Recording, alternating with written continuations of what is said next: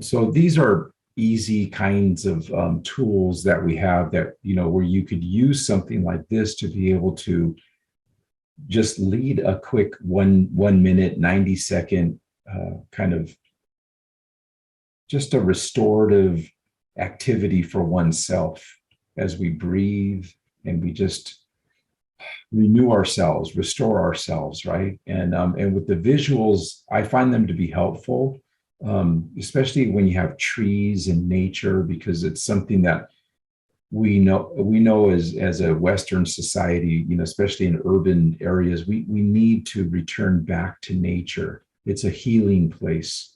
It's so essential to us. We need to reconnect with that relationship with the earth.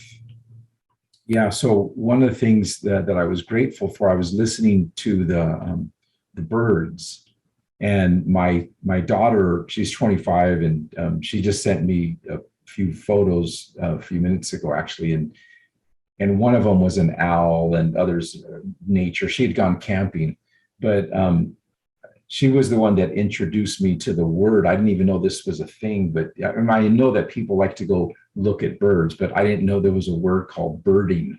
I didn't know that existed, but she introduced me to it, and now we share photos of birds. And so when I go out on my morning walk, I'll even record the sound of the birds and I'll send them to her. And it's really quite a beautiful thing. For me, it's very restorative because our relationship has restored from a difficult time that we went through in the past. And that meant a lot to me, just as a father. And I think it means a lot to her as well. So, and now she's actually in Seattle studying to be a school psychologist. So it's kind of cool, right? We're both serving in schools, and she actually served on one of our youth. Well, it's actually a student panel that she was a moderator, and she did a great job. So I'm just really grateful for that. And so you may want to begin to think about ways that you can help people to just have those restorative moments of mindfulness, right? Whatever seems to work for people, you just kind of come up with different ways of doing that. When we look at this, just review the restorative mindset and practice, and then we say restoring a sense of hope, belonging, and importance through strategic practices that honor and value those we serve, right? That's we talked a lot about that yesterday. But what I'd like to do is I wanted to ask Erica if she wouldn't mind maybe just kind of making some kind of comment off of this one slide that you see here. Yeah, I think one thing that strikes me is that relates to my work recently is sometimes, teachers very frequently get burnt out and start feeling a little crabby. And then they sort of feel, I think, like the students they feel defensive about the students not showing up or not doing their work and stuff. And I think that if we can keep this kind of restorative mindset in mind, then we're less likely to have that sort of oppositional view towards our students. And so I would wish that for our staffs. Absolutely, especially as we're returning back from, to school now. And honestly, when I think of it, the staff need also a restorative place to come back to, that we need to do that for students, but we need to do it for each other. As many of our colleagues have experienced loss and other things during this COVID pandemic. So thank you, Erica, for that. And then we want to do a check-in circle like we did yesterday.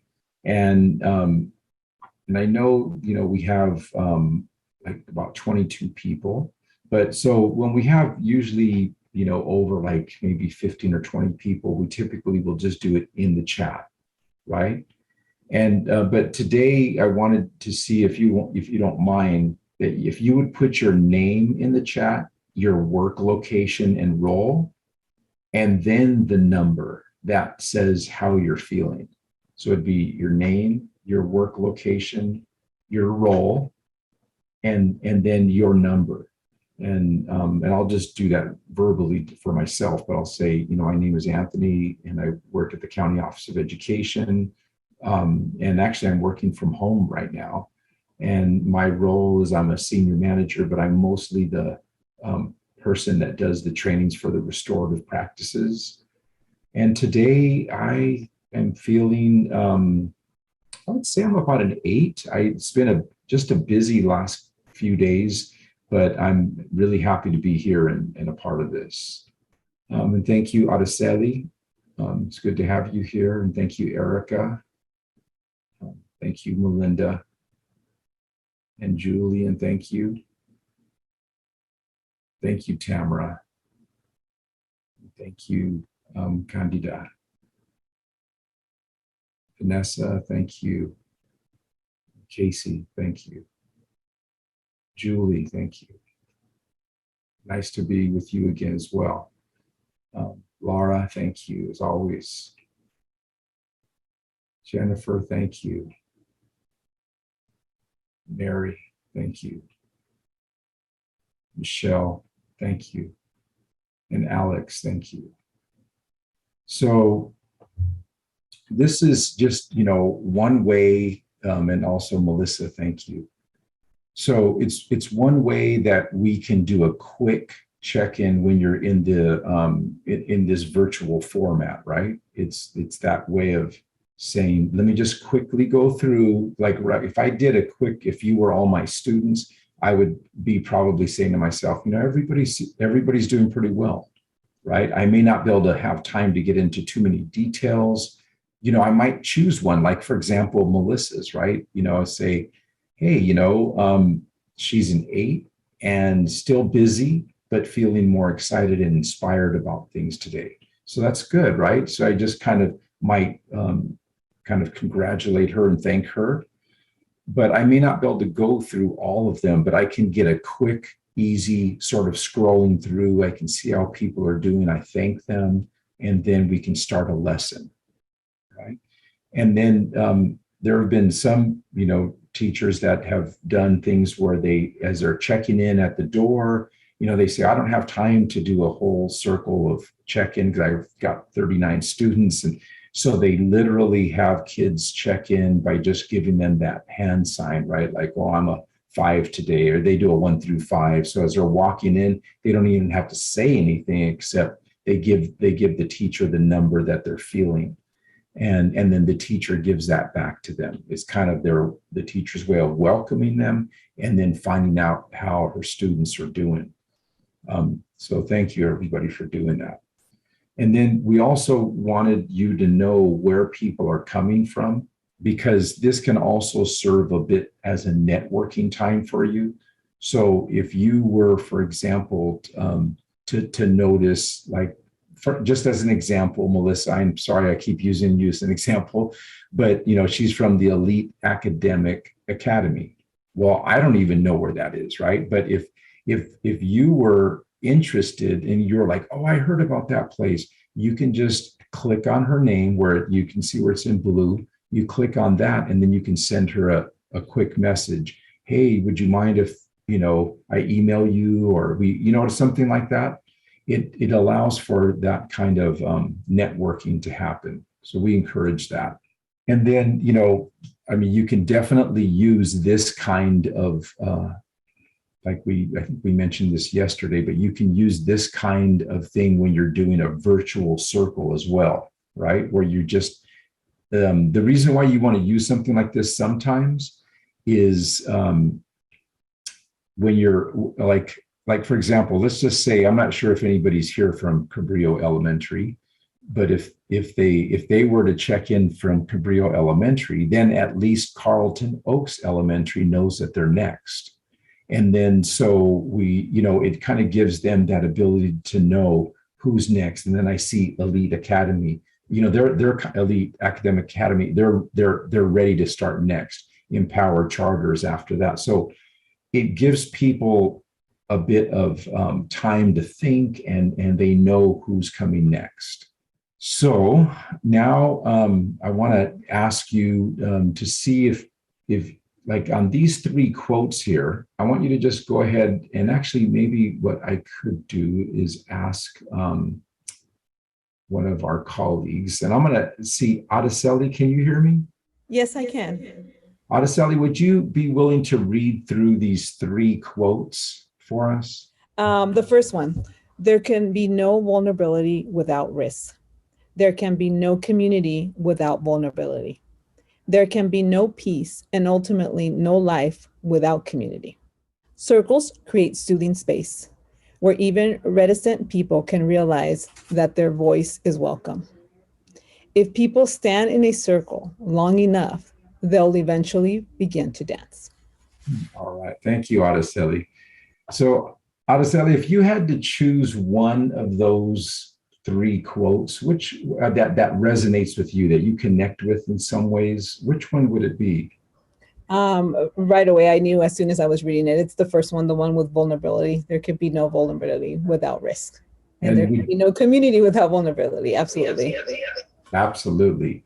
And what is it about that quote, though? I would like, can you speak a little bit more about that? If you're, just to expand on either the vulnerability, the community aspect, or what is it? I think for us to grow as people and to grow as a community, we must be open to be vulnerable. Absolutely. I think growth requires vulnerability. Definitely. Thank you. And so one thing we've noticed is that, when we are starting to develop circles with our students or with colleagues, oftentimes in the beginning, they're not feeling the safety yet. So they're not willing to be vulnerable yet, right? And that's okay. What we do is we know that it takes a while to create trust. And so that is on us to be able to create that kind of environment where students feel safe when they know that when they say certain things, they're not going to be put down, they're not going to be judged. And then they can start to go, okay, this is a safe place, right? And then we start to build that community.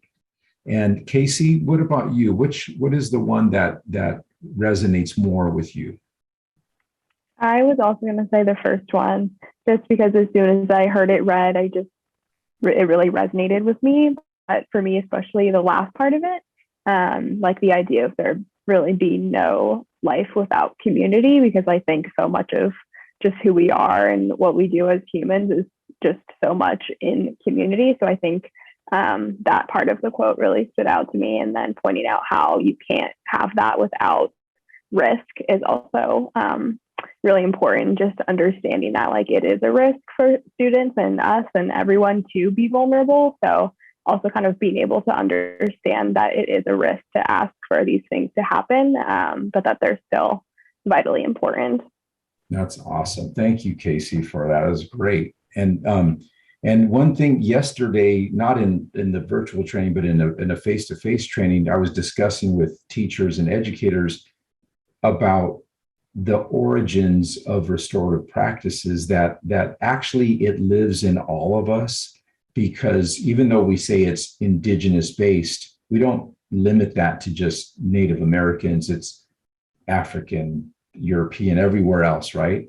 And so that at some point, our ancestors all came together in circle, in community around a fire, or whatever it was that brought them together. It was those people that began to cooperate and collaborate and share information together. And they're the ones that survived, right? And that's why we're here. We're here because our ancestors did what Casey was talking about. They understood the value of community. So thank you, Casey, for that.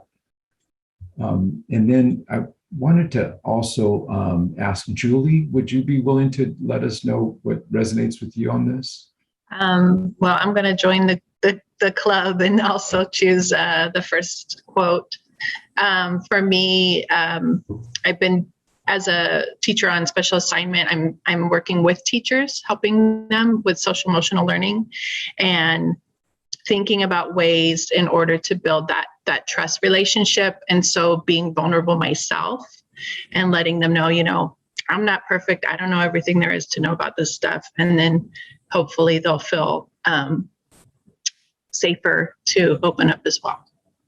That is really a great point, Julie. And we have a saying, we say vulnerability, or I should say, we say authenticity breeds authenticity. But of course, when you're authentic, you're also becoming vulnerable, right? You're really showing who you are. And yet that authenticity, people can feel that.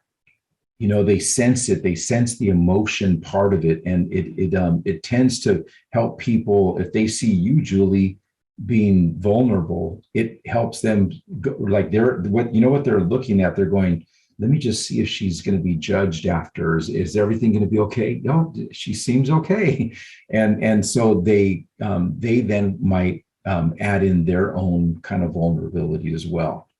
So thank you for that. All right. And then, why circles? And it really connects with even why restorative practices, that indigenous wisdom. We're basically trying to restore some of the ancient wisdom that exists in all of us, right? It's just restoring it and kind of bringing it out again. And it's always about strengthening and honoring relationships. And I was working with a school just a couple of days ago that they're a big high school, but they just decided positive relationships are going to be of their highest priority. They said, that's going to be what we say. That's what we're going to work towards this whole next year. Of course, they're going to do academics, but they are committed to making sure that positive relationships build there. And we say in the circle, that's an opportunity to truly see each other and value each other, right? And then everybody's responsible and accountable to each other. And it definitely promotes engagement and ownership versus, for example, in every class that I had when I was in K through 12, we always sat just in rows. And people like me, not that I was a real bad person or anything. I just mean people like me that wanted to go under the radar and didn't want people to call on them. We sat in the back, right? We were like, and it that promoted us being disengaged, right? And not owning our education. So when you're in a circle, it's very hard to escape. You're being present to people. And so we're going to have you watch this video. What I want to do is ask you to identify 3 circle strategies that the teacher uses. Okay.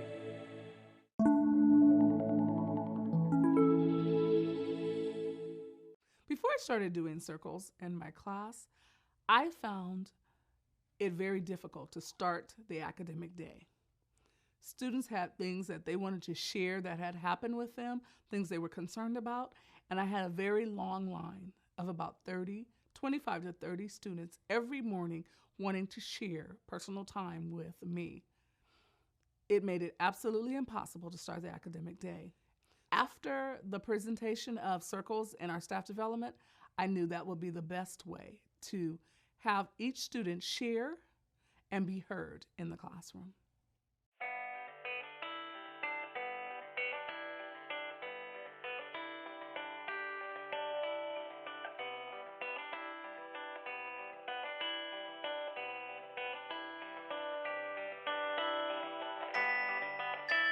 Here at Glenview, every teacher holds circles for classroom management, for resolving conflicts, and also to involve students in activities.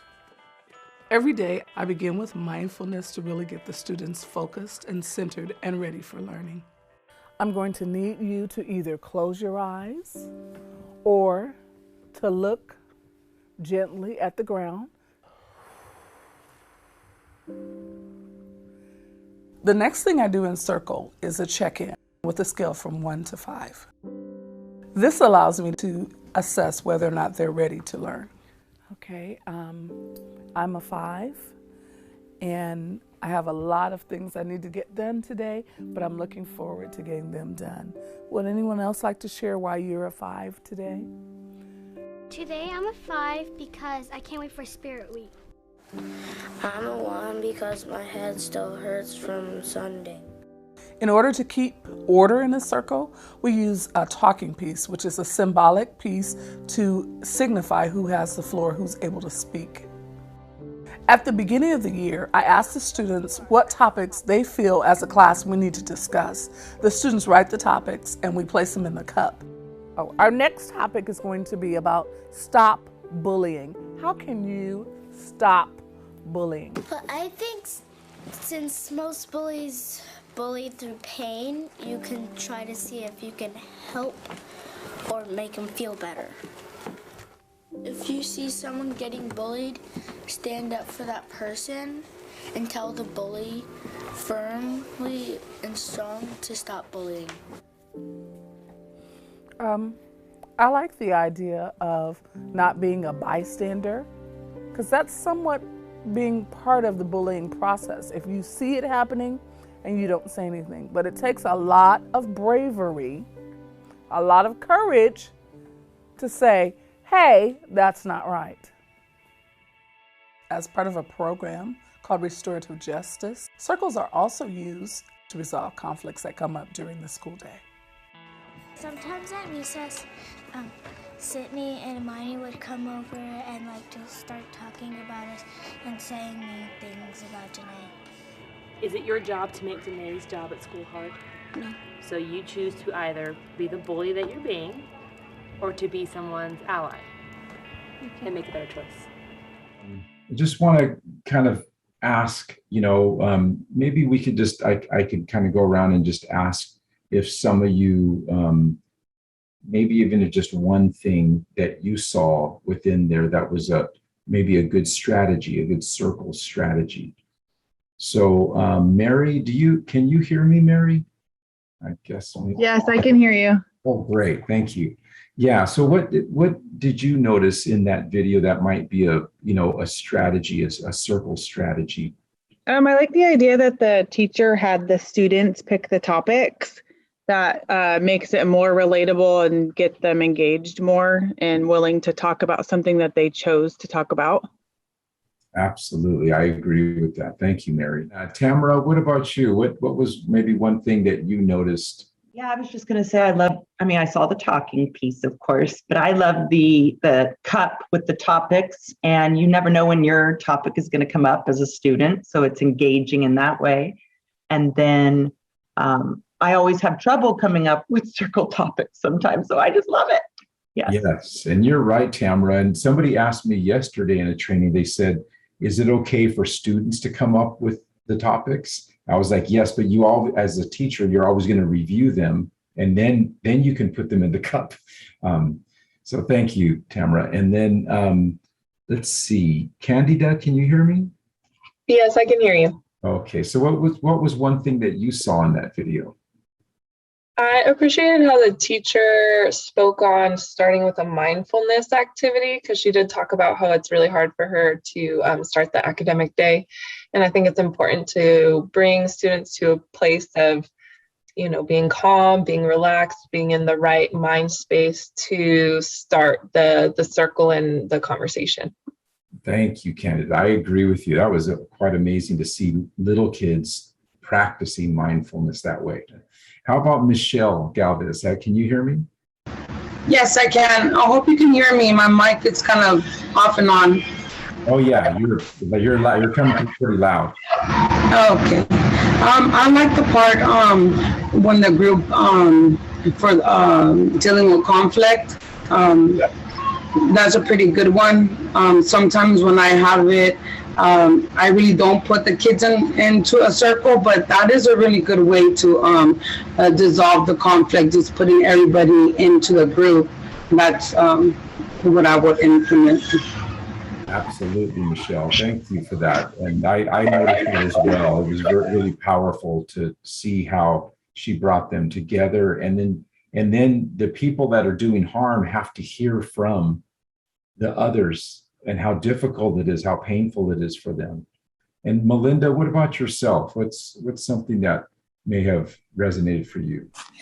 Well, I did like starting with the mindfulness activity to kind of get everybody on the same page and kind of get their head in the game. I really liked the topics in a cup because I think it's so much more effective to have the kids come up with the topics. And, you know, when you have their buy-in, it just makes such a difference.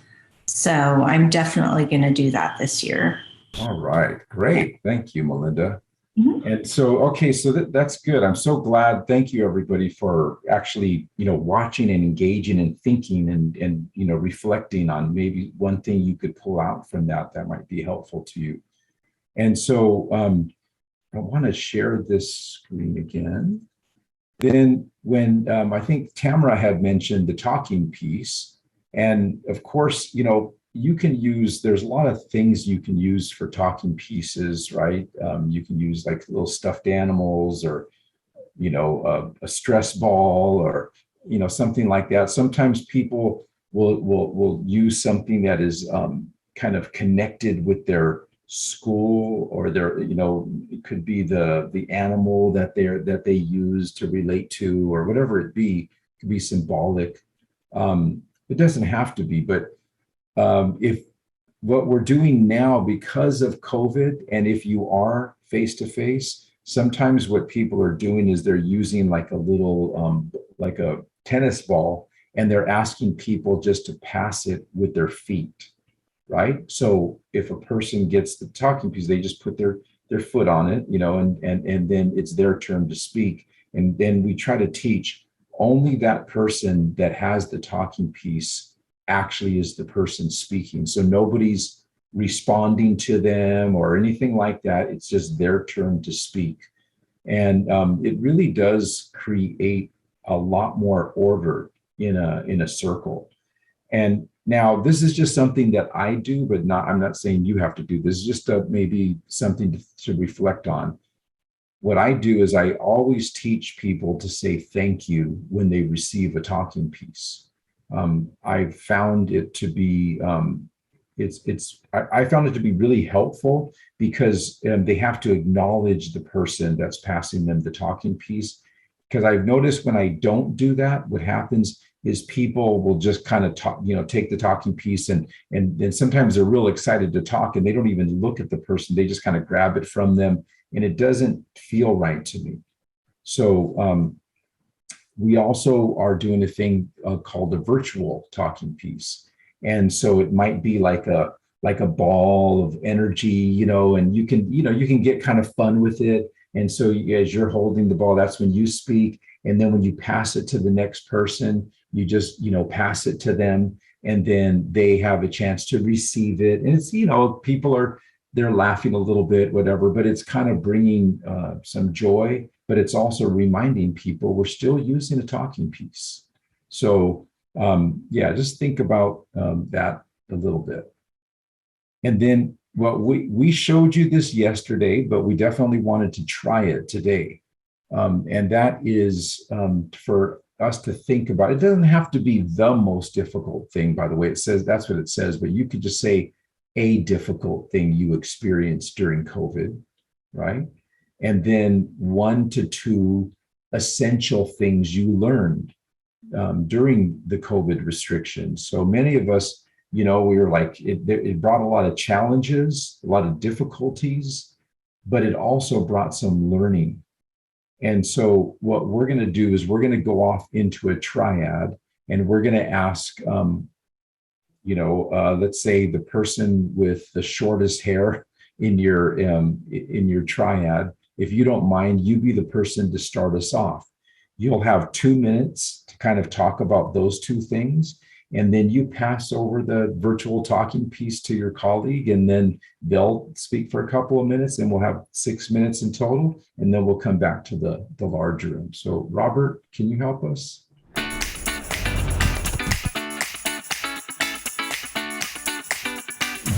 Robert, do you feel comfortable starting us off? Let's see, most difficult. I maybe not. I don't know if it's most, but definitely one of the difficult thing was maybe just some family, some family, not issues, but just some concerns were going on. So some difficult family decisions had to be made as far as like the type of relationship boundaries to set, and just some things that need to happen to move forward. And I think also kind of appreciative too, because I think that this COVID time was a time to step back, reflect, and think about some of these existing issues that had happened for a long time. But I think it was definitely long overdue to actually to work on them. All right. So I think I'll throw that into the lessons learned with that. So I think all with that situation, a lot of difficulty, but definitely some lessons learned there. Thank you. What about you, Laura? Well, thank you, Robert, for sharing. Oh, thank you. Yeah. So let's see, probably the initial period when life abruptly shifted from the way it was to this new norm. One of my gratitudes is I learned a lot more about my children's learning style as their designated teacher for a period of time. And with that, I learned that my firstborn has a lot of anxiety, and learning causes a lot of stress. And I've gotten I've gotten pretty much only positive feedback on his academics since he's been in public school, TK on. And so I didn't know just how, I guess, nuanced his experience with learning was. So it gave me insight into that, and I appreciated that. It also, the thing I learned, and Anthony, you shared this with me, is that the time we have is not guaranteed. And not only am I so grateful for the time that I have right here, right now, but my parents and some of my elders who are here and made it through a pandemic. So yeah, health. That is powerful. Thank you for that reminder. I think I almost could never be reminded enough of that. And sometimes I hear it, I'm just like, yes, I needed that. Don't take it for granted, Anthony. And I think, for me, it was, I really, so many of my family I haven't seen. It's very sparse in the, my ability to see people. And I think I also got used to it. And in some ways that's probably not good. I kind of just got used to the fact that, oh, this is the way it is. I'm not going to make the effort anymore to go see people. And so that was, I think, difficult for me. And then, and also it was difficult not going into work, because I'm kind of a social person, and I enjoy the interactions. But what I learned was that I really do enjoy this time that I have not having to drive into work and drive back to work, back from work.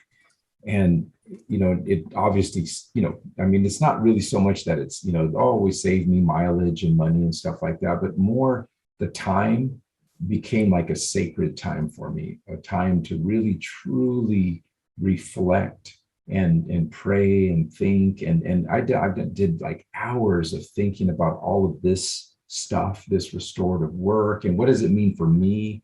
What does it mean for us in the school system and the whole paradigm? And it's really been quite amazing. And honestly, my daily walk, I go through these trees. So that's why I kind of chose that one today. But it's just, I am kind of like, it's like I'm growing in this relationship in some ways with the trees. And I think it's more just an appreciation for them, right? I pass by them many times, but to really stop and just go, wow, that's right. they're producing what I'm breathing in, and it just feels so good to walk through there. And I'm like, yeah, this is like a life-giving place. And then I realized that a lot of it is my attitude. If I have that kind of attitude, that of gratitude, I'll go into a place like that, and it becomes a sacred place. It becomes holy. It becomes beautiful and refreshing and restoring. And it's just all here, right? Because I could walk through the desert with a great attitude, and I will be in a sacred place. So I just noticed so much of that. I've grown so much just being able to have this time. It's great to have everybody coming back, and my hope is that that was a good experience for you all. Jennifer, can you hear me? Jennifer Calderon? Yes. Okay. Yes, I can hear you. And Jennifer, what was your experience like in your small group? What did that bring up for you?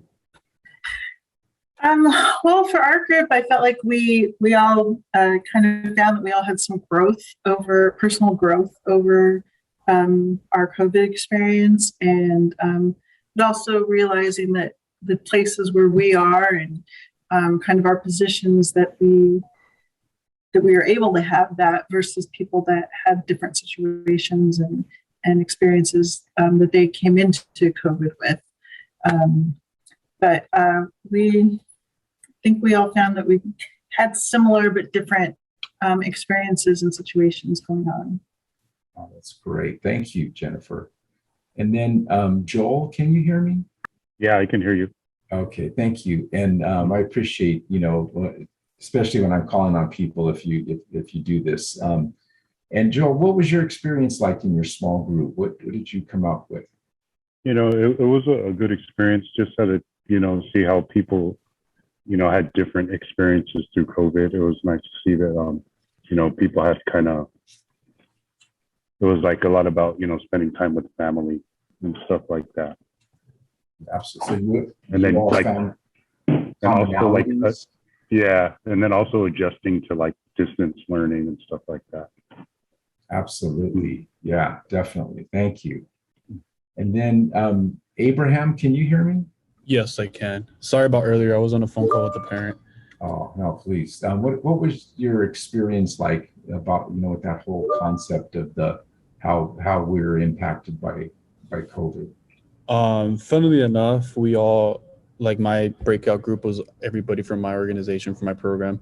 So we all talked about the same thing, how we had to adjust to being able to help out students online and getting their attention online and doing everything that we do in person online.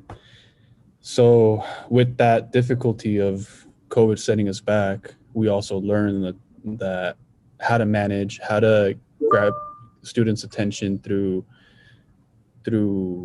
workshops and PowerPoints and videos and all that stuff, while not being able to be physically present with all of our students. So that's what we talked about. Absolutely. Thank you, Abraham. And Laura, what about you? What was your own personal experience with that? Similar to what Robert was saying, after hearing from each of you, I had kind of acquired more, I guess, deeper insight into my own experience, which I appreciated.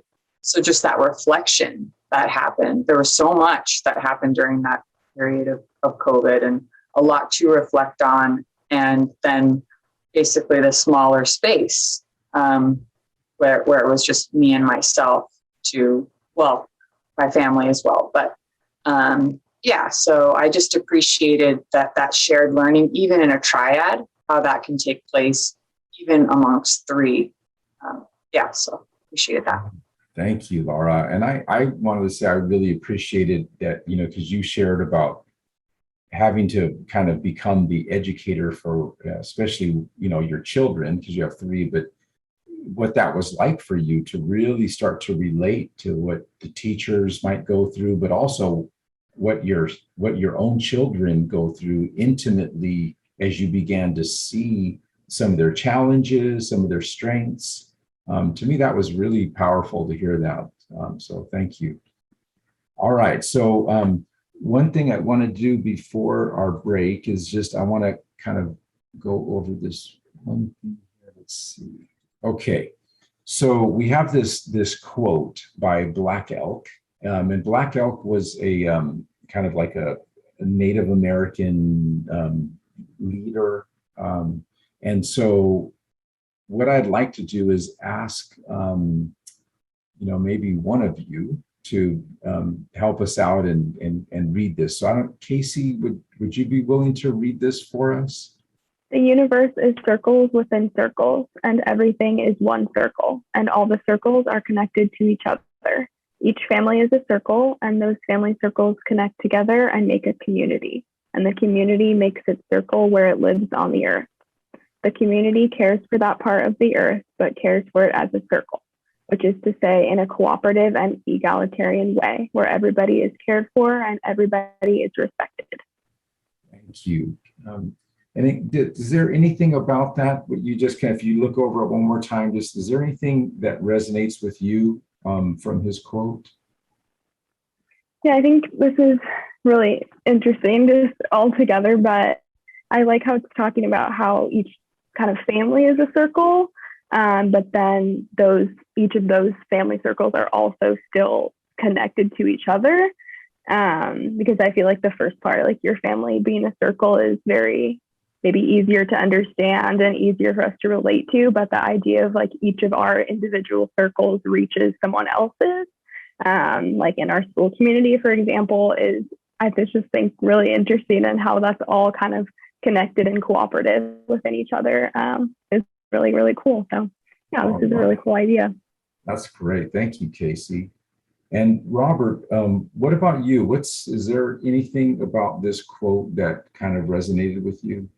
I'm definitely with that. Each family being a circle. It's hard not to just get that image and a link chain to see how you may even think about yourself, how many connections and circles that you have, and you influence, and you have a part of an opportunity to be influenced within your own life. So I love the visuals this quote's creating.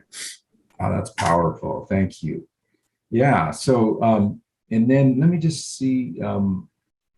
Julie, what about you? What's something that may have resonated with you on this? The idea that the universe is just circles and circles and circles, and we're all connected to everything, and that whatever you do or whatever happens, to kind of that butterfly effect of has a bigger impact. Absolutely, you're right. That we are truly all connected, and that's one of the reasons why the Mayan culture kind of came up with that greeting of in Lakesh, right? So meaning, Julie, you are the other me, and I'm the other you, right? And yet people might look at Julie and I and think, oh, they don't seem alike, But the reality is that as you maybe become wiser like Black Elk, you begin to recognize that we are connected in our circles, right? And that and relationships with human beings are like a circle. And when we have groups of people, I always try to help people understand that the way we treat people is really important, because that comes back to you. And sometimes it, like I know some people call it karma or something, but it's like there's a circle to it, right? What you put out ends up coming back and in a circle. And so these things are like things that, you can't say, oh, I'm going to prove that scientifically. Well, you can't.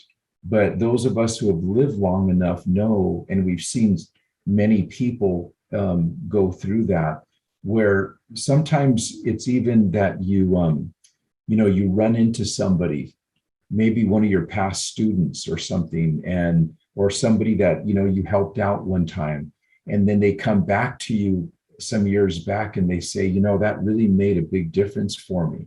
What you did for me made me feel valued. It made me think, and I really appreciate it. And you begin to say, wow, it came back to me, right? And so that's something that kind of resonates with me about this quote.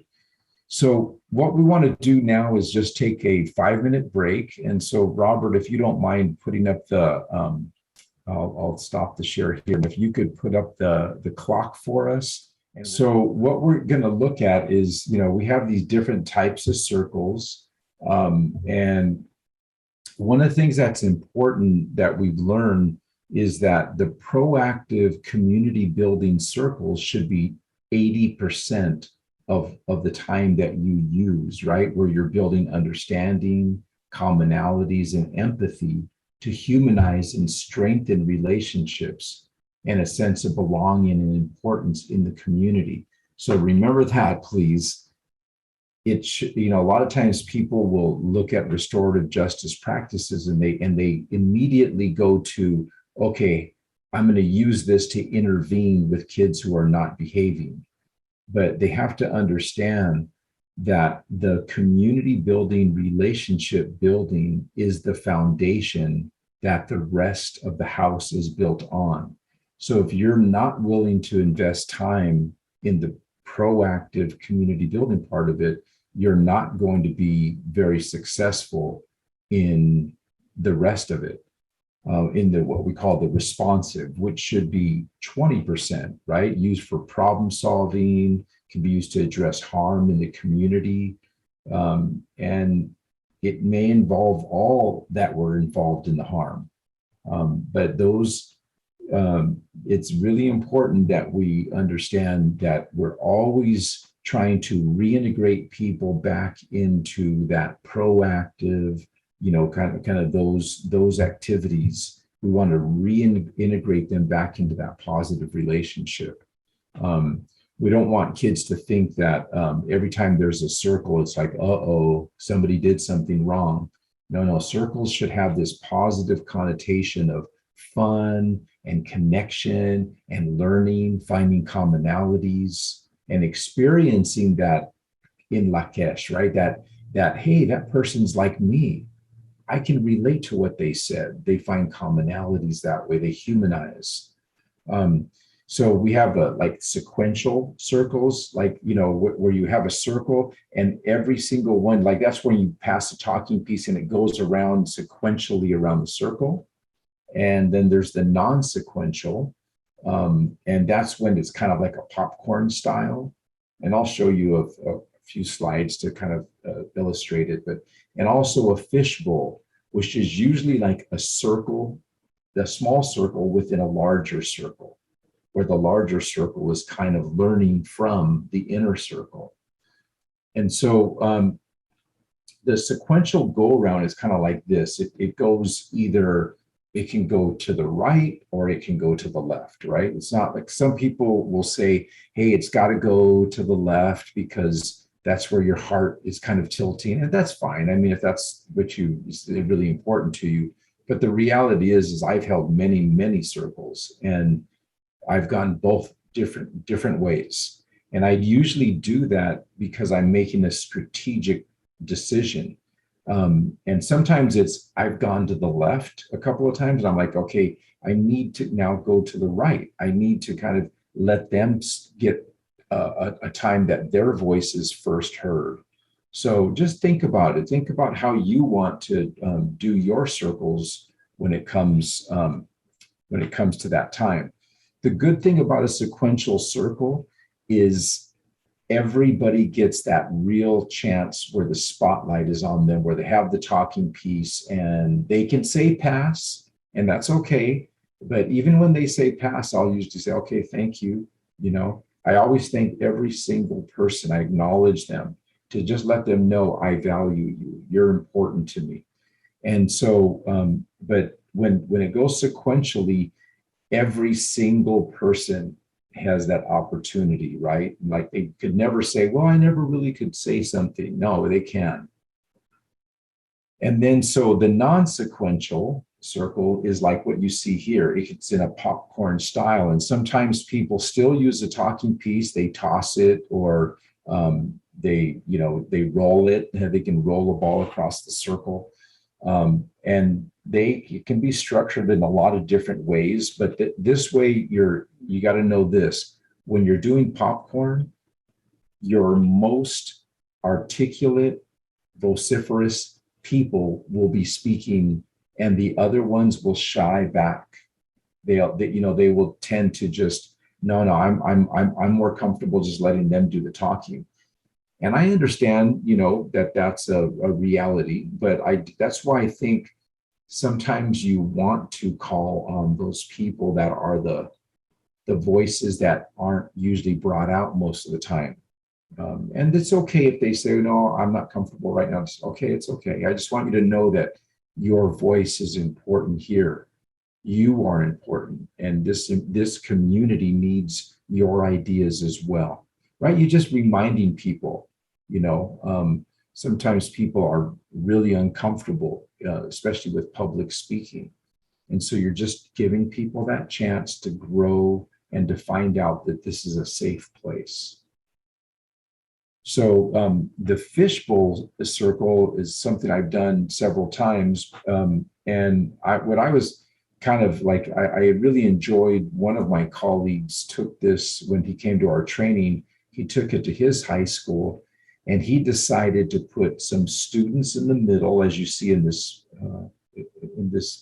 graphic. And then he interviewed the students in the middle, and then he had teachers and staff on the outside. And he just said to the outside, all I want you to do is listen. Just listen to what they're saying. And so what happened was it gave the students a chance to just air out some of their feelings, but also it gave them a chance to educate the adults, and for the adults to kind of become the student in some ways, to become the learner.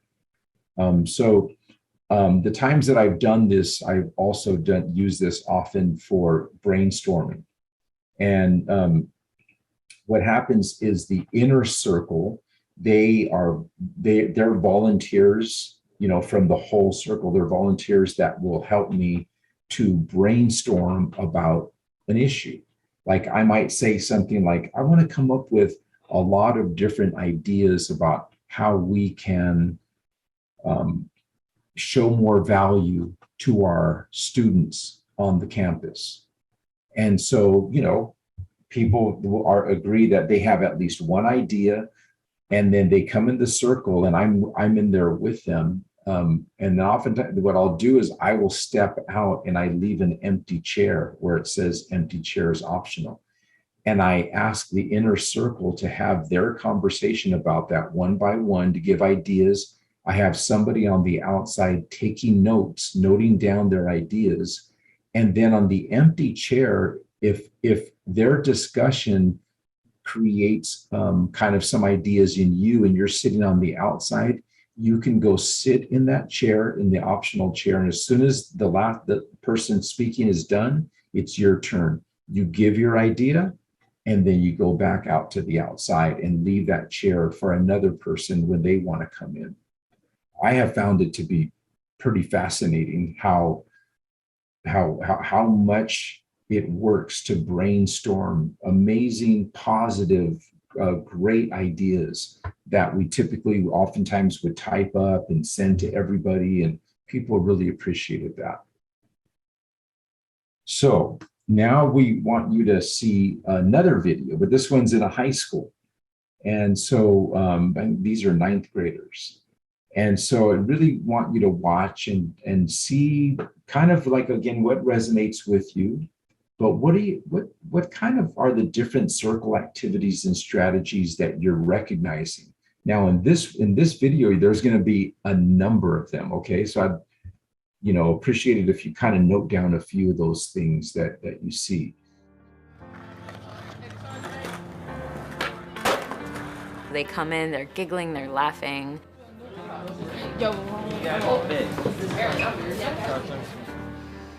And there's just like a lot of kind of like giddy, intense energy.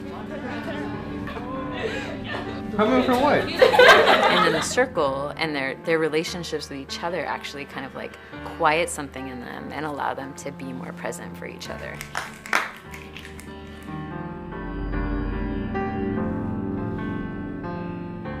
When we do circles here, before we do the circles, we sit down and like plan the opening ceremony.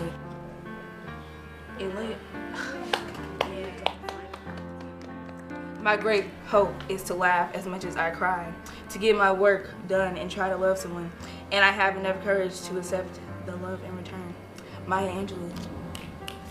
In high school especially, like, we don't have enough, connections with each other sometimes, everybody just all focused on the work and, stress at home and stuff like that. And circles create a space where people can talk about their feelings, about how they're doing home life. Now we will review our class values. The first one was being open. The other one is respect. We share our values to respect each other and stuff like that, because we all are still humans and people get sensitive sometimes. So we're trying to make sure that everybody feels comfortable and doesn't get their feelings hurt. Okay, now we will share an object that relates to hope.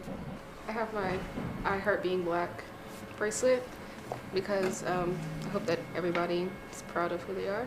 I got this play to win thing from a boyfriend. We exchange bands all the time, and this brings hope because it just keeps me going. My mom made this necklace for me, and it represents hope because she never had time to do anything for herself. They're being asked to be vulnerable to a group of people, which is kind of like antithetical to what it's like to be a teenager, which is what's the best way to hide right now. So the first thing that I do is I share as deeply as I possibly can. I feel like if I can share deeply and from my heart and listen really attentively to other students, they're looking at me to see how I'm behaving. I have you guys give me a lot of hope and stuff like that. Our advisory is like a family. I've been through police brutality, tragedies and stuff like that. And instead of me being depressed about life, I know I can come in and talk to my community. They understand, and most of the time, if it's something I'm going through, they've probably already been through it before.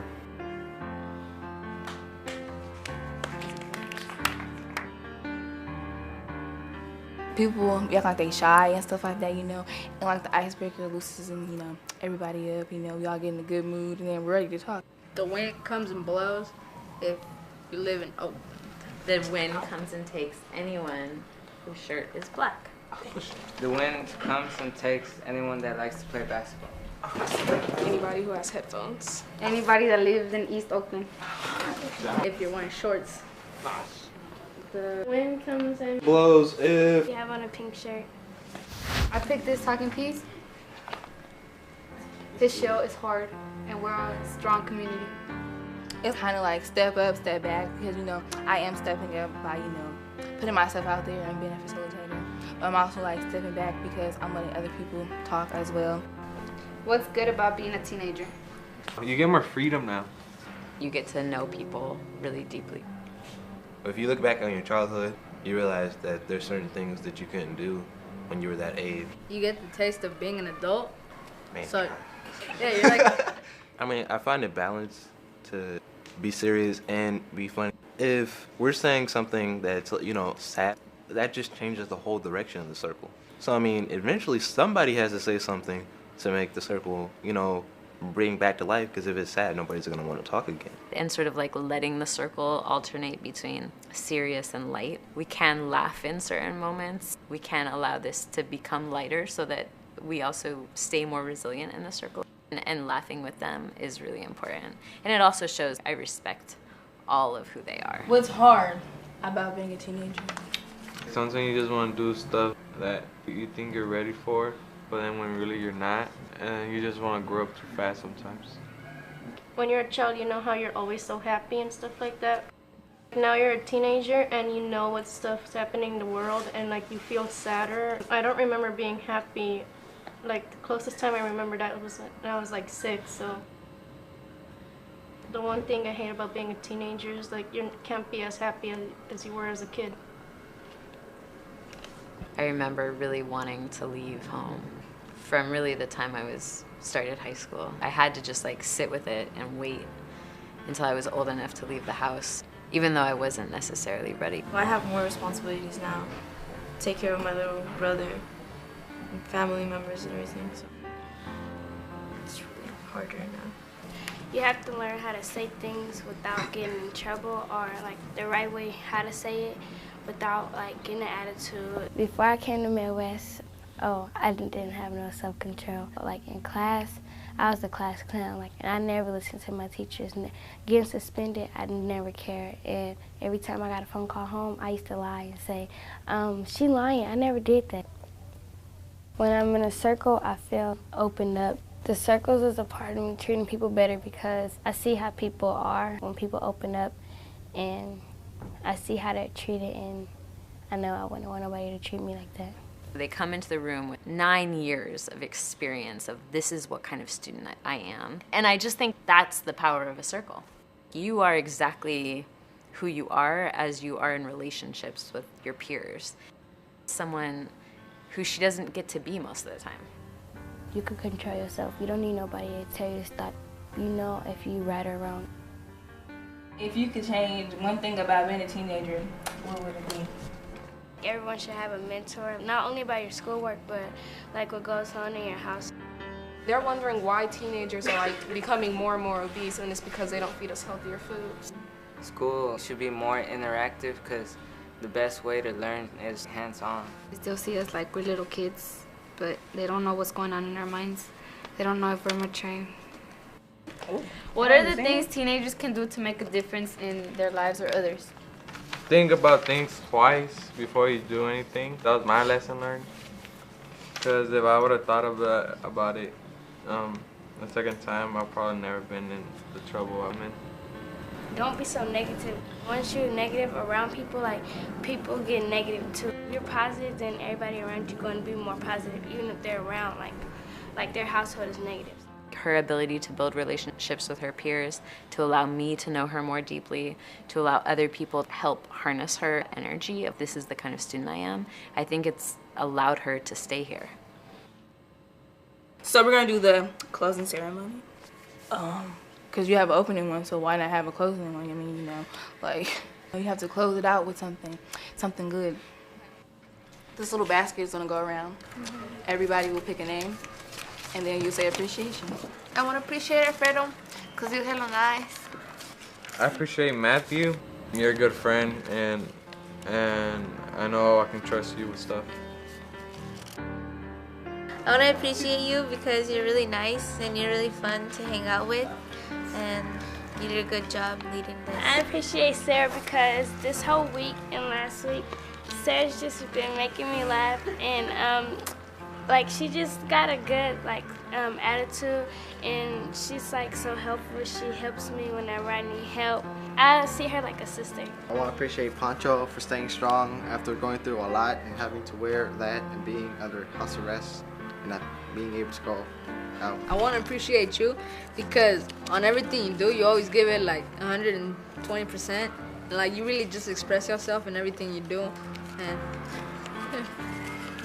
best friend. Everybody clap for Kalia and Jennifer and yourselves. So I want to, obviously try to get some of your feedback. Melinda, what about you? What did you see in this? I really liked the closing ceremony, and I have tried in the past doing compliments in my classroom, but what ended up happening is it was always like, you're my best friend, and it really wasn't a compliment. But saying that you appreciate someone really, I think, makes you think about, well, why is it that you appreciate them? What have they done? And I thought that was just a really great way to end that. It's so positive. You're right. I really like that very much. Yeah. Mm-hmm. And then Vanessa Cisneros, can you hear me? Yes, I can hear you. Okay. And what did you get out of that video? Something I took out from that video is that everybody's going through something. Obviously in high school, it's a very tough transition. And it's very good to know that there's adults that you can confide with, and it's really awesome to like have students share their opinions and their thoughts and stuff like that, which is awesome. And yeah, because I had a class just like that, that I do that with. We did restorative practices once every while, and it really worked out. And it was in high school as well. It really worked out for us, and high school wasn't really like a bad place to be at after like that class. So I feel like it's a good takeaway to have in many schools, and yeah. I love hearing that, Vanessa. It sounds like that was a real important thing that made school like relevant to you, and community, and almost like a little bit like family, like that one young man said. So thank you. And then Laura, what about you? What's something you gained from that? I loved this. I loved everything about it. I think I appreciate most just the portrait of equity within it all. So everyone had a moment to choose to share or not to share. Values, that they called them values, were generated as a group. Problems within the school were invited into circle, and the students were asked, what might you advise? So there's opportunity for voice, opportunity for equal sharing. And then most especially, a lot of these youth, I imagine have high ACEs score given what they were sharing, in this video. And they all seemed so excited to be at school. And it really seemed clear that they felt like they belonged. Absolutely. Thank you. Yeah, I love that they really did seem excited to be there with each other. And that's so important when we talk about student engagement, right? They need to want to be there. And that circle really gets them to start bonding and appreciating each other. Melissa Schulz, can you hear me? Yeah, I'm here. And then what did you get out of that? I had to collect myself. I was kind of choking up. I think the connection among peers is so powerful, and to be able to do that in a space where you're being like witnessed and supported by an adult that you trust, I think just adds a whole other layer to that. I think that was something that I was really missing during school last year. Was we had opportunities for like adult connection with students, but we missed some of that peer connection. And I really feel like being able to have that, especially in that way where it's so guided and supported, but really peer led and driven, that really struck me. And Melissa, thank you for bringing that up. And because that's a really important part of that. It was youth led, but it was guided obviously by the teacher. She was sitting in there. And I wanted to ask you, Melissa, if you don't mind, how did you feel about the way the teacher participated in that circle? Yeah, I mean, again, we kind of keep coming back to the vulnerability and like the authenticity of sharing. And she said that she led with like a pretty big share, and I think that helped kind of set the tone for the kids being able to meet her where she was, opening with them. And she just had a nice presence too. I think we can't emphasize enough just like the calmness that she had in her person, and the way that she was able to really, defer to them, but also just hold her own space firmly and calmly. So I really appreciated seeing that modeled. Wow, that is a great point. Thank you so much. So yeah, that video I think is important for us I think for all educators to probably see, because one of the things is to see that, if you support young people, they can actually become the leaders of these circles, that they can become restorative with each other. And they can become healing with each other, right? By the way they listen, by the way they honor and value each other. And so I found it to be very empowering and exciting. So we always say, as a facilitator, you want to be authentic. As we said, authenticity breeds authenticity. And a lot of times as a facilitator, it's important that you're willing to share first and open up a bit, be vulnerable. And of course, you're always maintaining professional boundaries, but it's okay for you to share things that are personal stories. If you heard the teacher, she was saying, yeah, you know, when she was young, she wanted to actually leave home. She wasn't old enough yet, though, right? She had to wait. And she's glad that she waited because now she realizes she wasn't ready actually at that age. But she shared that with the young people that I'm sure a number of them may have experienced some of that. So they could relate to their teachers like a human being. Um, and then, you know, you're obviously supposed to try to maintain the agreements. That's why it's always important when you're going to start a circle, you make sure everybody kind of agrees, okay, here's our agreements. Is everybody good with this? Sometimes I'll even ask, does anybody need to add anything or any questions on any of these? Just give them that opportunity to clarify. And then if, you know, it's unusual that it gets to this like where you know it's really becomes an unproductive circle. But once in a while, you do need to kind of intervene and say, look, it just seems to me like for today, it's not a good idea for us to be in circle because it seems a lot of negativity is coming out to each other, and we're not in circle to harm each other at all. That's never going to be allowed in our school. So the circle is really about community building, relationship building, not destroying relationships. And then the one good thing about being a facilitator, it really helps you remember to facilitate versus just talking to the participants. So your role is to try to bring out the wisdom from the circle and have the circle experience like, wow, I heard from so-and-so today and it just reminded me of this, or I learned from this person. You want the community to begin to recognize that they can learn so much from the community and that we're all learners and we're all teachers if we just allow ourselves to do that. So one thing we're going to do now is an activity. And what we're going to do is we're going to provide you, and I think Robert is going to provide in the chat a link where you'll be able to have access to a Google Doc.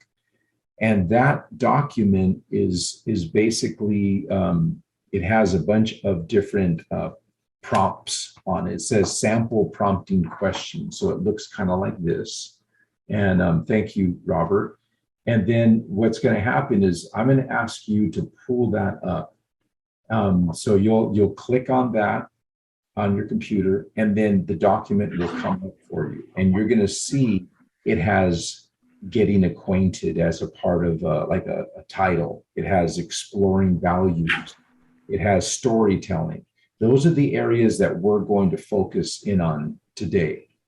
And what I'm going to ask you to do is to practice choosing prompts, because there are so many prompts. And I wanted to show you this book. There's a big, thick book called Circles Forward, and it has just hundreds of different prompts in there that you may want to check out at some point. But today we're just going to use the one sheet that that you have. And I'm going to ask you though now to choose your prompts strategically, meaning this: you're going to try to choose the prompts from easy to a little bit deeper, to a little bit deeper, to a little bit deeper, but you're going to choose 2 from getting acquainted, but you're going to mark them 1, 2, right? So the easiest, and then the one that's a little bit more, and then exploring values, the same thing. It'll be number 3 and number 4, you'll mark on the paper. And then on storytelling, that'll be one of those, that'll be number 5. And then you mark that one, number 5. And so you should then have 5 different prompts that you have chosen. And so I'm going to give you a moment to just look them over, just think about it. The storytelling goes on the second page as well, but you don't really need to even go there if you don't want to. I think you can get it all from that front page. So go ahead, maybe another minute to kind of choose 2 from getting acquainted, 2 from exploring value, and 1 from storytelling.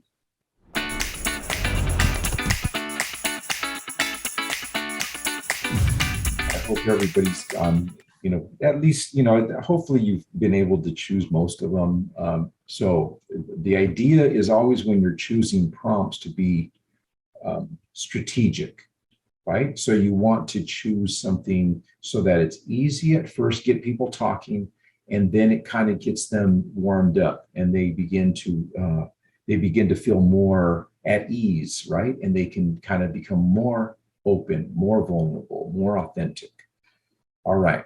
And then, so what we want to do is this. We're going to go into our own groups of 5, and you're going to take if you would, just have your paper or you have access at least to your document. And so that you can remember, you can even write them down on paper if you want. And then, so this is what we want to do. The person with the shortest hair will begin by choosing their first prompt from getting acquainted, meaning their number 1 thing that they chose. They will then answer the question, trying to set a positive tone for the circle.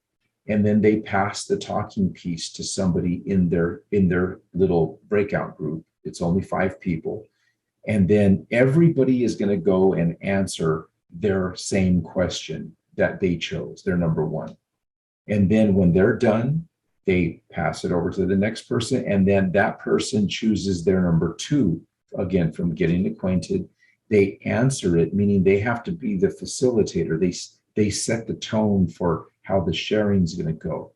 And then they pass the talking piece and everybody answers that question. And we keep going. And the next one person leads number 3. They choose their one that they chose, right from their list. And then everyone answers their number 3. And we keep going around number 4 and then number 5. Now, I don't know if we'll get through everything because we'll give you about 20 minutes to be able to get through this. But we hope that you'll do your best to engage and practice, because this is what's called practicing being a facilitator, but also practicing listening and looking for understanding, gaining understanding, maybe finding commonalities. So what I'm going to do, I'm going to stop the share for a moment, and I'm going to ask Robert to put us in groups of 5, if you would. And then I'm going to ask all of you to have your prompts ready. And the person with the shortest hair, you start us off, and then everybody answers your first prompt. What you chose is your first. And then we're just going to go around, and then we'll get the next person will choose their second prompt, and everybody will answer that, and so on.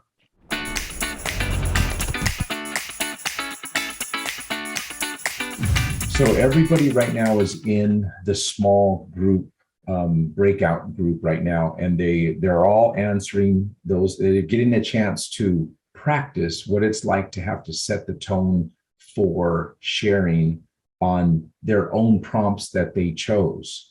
And it's important that people get that experience so that when they go and they work with students, they can kind of feel like, I've done this already. It's practice. So Robert's going to kind of show us, for example, like an easy kind of softball question that we always like to start with something easy. So Robert, if you don't mind. Definitely. Thank you, Anthony. So I'm going to start off our round with just an acquaintance question. So it's going to be sharing a happy childhood memory. And this was the first one that came to mind was probably the last time I did a family vacation. I think it was about 17. I have 3 siblings, and me and my parents went on a cruise in the end of summer to Alaska. And it was just, it was just so much fun. My dad had always wanted to take us sometime. It always been a plan, because when he was in the Army, he was based out in Anchorage, and he's like, oh, we got to check it out. And it finally happened. So I finally go, this is a long time coming, and it was definitely a happy time. There was something for all of us to do. And definitely in there, I think of that Inside Out, that core memory. It's one of those. It was good times. That's awesome. All right, I love that. So thank you, Robert. And then for me, a happy childhood memory, it's funny because the photo, I took that photo in the background that of my own background, and that's from Yosemite. And there's a little river right there that goes by there. And so I was just there a couple of months ago, and it's somewhere that my family, my parents, I don't know how they could ever do this because it was an amazing amount of work to take, so we were 8 children, right? So to take 8 kids out to go camping in Yosemite in itself was just, I was like mind boggling how they could organize all that, because we'd have caravans of cars and full of all kinds of food and stuff. And, but it was always so fun. It was just like, it's funny because you didn't have internet, you didn't have anything like that. It was always just kind of playing, going to the little river, going hiking, throwing a ball, doing just the basics, playing cards around a light, one of those little, I don't know what they call them, but just kind of those gas lights, and I think every time we went, it was just an amazing experience for me. And I remember one time my dad, took me and my brother and I don't know, some other people that were with us. I think we went on this hike, and it was hard. I mean, it was like, I was like 10 years old, but I was like, whoa, man, this is kind of a little dangerous too. But we went to the top of Nevada Falls, which is quite high up there, about 8,000 feet. And my dad was so amazed that I could make it. And he kept going, I can't believe this kid that he made it. And then when we came back, my dad was a real strong walker and hiker and stuff. So there wasn't a problem for him, but he thought I was going to die out and ask him to go back to the camp, but I didn't. And so when we came back, he was bragging about me. He was going, you should see, they called me Tony, like Tony did this. And he was so amazed by it. And I was like, just so pumped up. I was like, my dad was so proud of me, man. So it just felt good. And I just I think that's one of the reasons why I went back a couple of months ago. It has all that positive connotation, just this amazing thing. And it was so life-giving. It was just such an amazing life-giving experience. So, let's see. So, my passion, I think my passion, I would say, is, it's probably like it's love, honestly. It's because I find that love among, in my faith is the way I relate. It's what I've chosen as the way I decided to believe. And so every day I remind myself of that. That's the way I'm going to relate to my higher power in love, that I'm completely loved as I am. But then as I want to try to do that with other people as well, people around me. And so that tends to be something that always comes back to me. And really, even when we talk about restorative practices and stuff, it's ultimately about people kind of showing love and respect to each other. And that it ultimately becomes the healing that we all need as human beings. And I'm included in that. I need that as well. That we all need restoration, and love is really what our hearts need and seek. So yeah, that's my passion. So I know that's kind of like a big one, but what about you? No, I think no. Thank you for sharing, Anthony. With passion, mine goes to maybe more so in hobbies and interests. And I actually had a conversation with my brother the other day, and it was because I think one of my passions is just movies. I mean, I feel like it's a kind of maybe I don't want to say lazier, but kind of a very not very active hobby. You're sitting there and watching, but there's just attraction I have to movies, and movies that I consider enjoyable. And I think that has come from like as long as I can remember. I remember as a kid, my dad would always, he was kind of a strict person, but he always loved watching movies. So regardless of what it was, he was kind of okay with kind of just watching it, as long as he also kind of liked it too, like it was a comedy or an action or something like that. And we would just have, I can think of like the case now, just all this was just VHS. VHS were a big thing, so we just had a wall case of all these VHS movies. And I would always remember my parents talking about movies and actors, and I can keep track of the names, but now I find myself doing that as well, as that director was doing this and the actor was in that, and just how everything's related. But it's just I would say just out of all things that come to mind, definitely passionate about just enjoying movies, and even the theater experience too.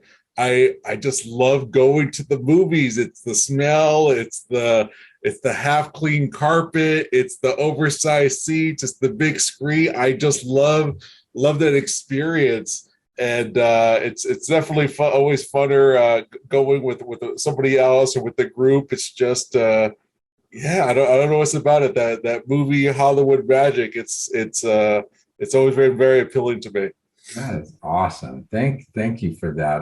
By the way, I went for the first time in I don't know how long, I think since COVID started, to the movies on this weekend. And my wife and I took two of her sisters and then brother-in-law. And we went as a group and we went to go see Black Widow, and we had a blast, man. It was fun. Sharing popcorn, passing it back and forth, and red vines and all this, and sneaking in a big bottle of water because they're so expensive. It's just funny. It is. No, I was missing that for sure. I think it was close to a year of not going to see anything, and it felt when the theaters were opening up and going back. What did I see? It was a Quiet Place 2, and it was only one other person in the theater, and they were very clean, but it was kind of one of those markers that I was looking towards for a sense of normalcy. Yes, yeah. And when you were mentioning about just the family and the movies and stuff, I realized, God, I think that was like our entertainment. We watch different shows, right? Like we'd watch like Mannix and Jeopardy and all these like Price is Right, whatever was on, basically, right? Hawaii Five-0 and all these shows. So when you were talking, I remembered, I was like, oh yeah, that's pretty much what I did every night. Like, I would sit there and I would try to always get by my mom, because I love my mom, and she would always have like a nice comfortable robe on, like her pajama robe, and I loved it because she would always have some kind of satin on part of it, like a satin something. And I would sit by her and I would just kind of rub the satin. I'd just be like this watching the show. And so it's so interesting that you brought that up, because I wouldn't have thought, and it just came back and flooded back for me. Things that trigger these memories. Yeah. It's just a passion, it's just a beautiful thing. So let's see. How about if we try maybe one of these? Let's see. How about a time where you had to make like lemonade out of lemons? So that means like a challenging time, which I'll go ahead and I can go first, but a challenging time that you were able to kind of figure out and actually it became something positive out of it. I'll come back to that one, but if you want to share first, Anthony, I'll be ready. So, and really, honestly, it had to do with this COVID, when we all were restricted to home, and I was thinking, honestly, my first thought was, no way, it's done. I don't know how I'm going to do this restorative work. It's like going to be impossible. I don't know why. I'm usually a positive person, but man, I went to the negative on that one, and it was like it's all darkness and whatever, and so. But then, I started kind of going, you know what, we should try this. We should really don't, I shouldn't allow myself to go to just shut down in that way. And let's see, maybe there's a way that we can design this so that it can be through Zoom, like we're doing now. I had no clue how to work it, nothing, no experience with this. And so it was like foreign to me. And sometimes that can be a little bit scary, I didn't even know if people would want to come to our trainings. But we just ended up starting developing these trainings, and more people came. I mean, to the point that there were some, I think we had like almost 100 people, at different trainings. And I'd be like, wow, what is going on? I realized we're reaching more people through this than we actually were going face to face. So I felt like something really blossomed, and part of, I'm just so glad, of how we have this. Sometimes we'll just push ourselves to open up. And of course, you, Robert, being part of the team and helping us with so much of the technology that is a little bit, scary and daunting for some of us. And that's just been such a huge, explosion of goodness. So yeah, there it goes. No, just as you're talking to it, I'm gonna have to use that same situation, because it really was definitely a point of uncertainty, I think, for all of us. But it really was kind of that the opportunity to either sink or swim. I think we were kind of forced into that. And I would say the same thing. I think it became I think I'm kind of hesitant to want to call any of this COVID stuff a blessing in disguise, because there is still a lot of damage that has happened, and things that are still ongoing. And of course, no one wishes it, but it did create these opportunities for us to overcome some challenges, and being this one of them, of kind of utilizing the technology that we have, and really using this as an opportunity to collaborate too. Because I think with anything that we've tried to put on trainings wise, or workshops, or any sort of events, it's always been a collaborative effort. And I've just been really impressed with this entire office, and even opportunities right now with the staff that we have in this training. It's always just encouraging to know that they've also experienced a very, in some ways, a similar experience, but that they are continuing to push along this work. And it's definitely encouraging, and it's kind of it's very reassuring too, at the same time. But that definitely, I think even just going to this next year, whatever it is, I do find that comfort knowing that, yes, we can't anticipate there's going to be a lot of challenges, and there's a lot of ones that we can't anticipate either, but we really are stronger together going forward. And I think this last year or so has at least proven that, and it makes going into next year, I think, a lot more, little less daunting, even though we know that there's a lot of work ahead of us. That's really so well put, Robert. I really appreciate that. And one of the things it's made me realize is, honestly, how caring our people at the top are, our superiors, that they weren't that type of people that was like, okay, everybody get back in here as soon as you can, and don't worry about the COVID thing, and we'll figure it out, and they just get back into the office. And it wasn't like that at all. It was the opposite. And it was really, truly caring for the employees and their safety and their well-being, their mental wellness. And they understood that many people had young kids at home, and it just was so supportive. And I realized, wow, they really, truly do put human beings first. And it just was very impressive to me. I still am very grateful, for our bosses and everybody who supported us during that time. So maybe in the meantime, Melinda, would you be willing to share just a little bit about what your experience was like? Yeah, definitely.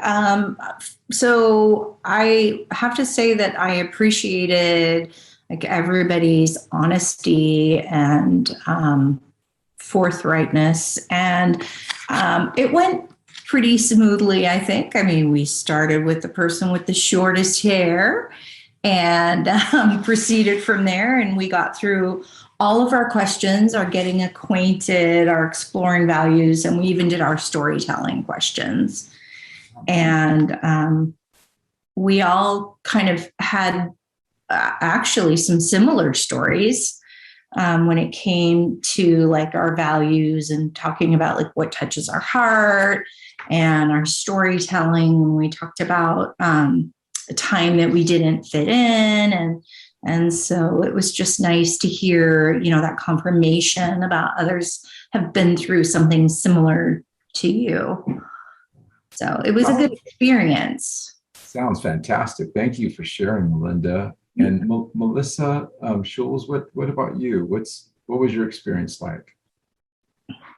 Yeah, so we didn't quite get to the storytelling. I think we finished on those values questions. But kind of like Melinda was saying, we definitely had some overlapping passions and, you know, those values questions especially. I think everyone was kind of excited about the prospect of getting paid to travel as a dream job. So that was just like a fun takeaway that we got to connect on. I several people kind of pointed out how we do align on a lot of things, but it was interesting to see how we still have our own unique experiences within all those things that overlap. But we definitely found a lot of connection pieces. Oh, that's great to hear. Thank you, Melissa. And then Joel, can you hear me? Yeah, I can hear you. How was your experience? It was a good experience. It was good because you picked your favorite ones because you knew like, oh, I can answer those easily. But then when you got other people's ones, it made you kind of think on the fly, and kind of like really think about, think about the answers to those questions. Absolutely, you're right. I experience that often. What about you, Casey? Yeah, it was really good. I really enjoyed it. Something I think that stood out for us is like we had some tough questions, but like we were able to talk about them, and kind of a lot of us shared similar answers to those, which was just really comforting and helped kind of open up and just helped the whole conversation in general feel better. And everyone was also just like very supportive, in the chat, or just kind of responding back in a way that was supportive, but still letting everyone have their own space to talk.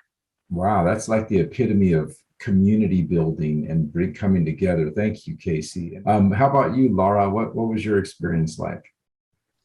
I was also in Casey's group. She summarized it really nicely, that the questions kind of, we went high, we went low, we went, middle of the road.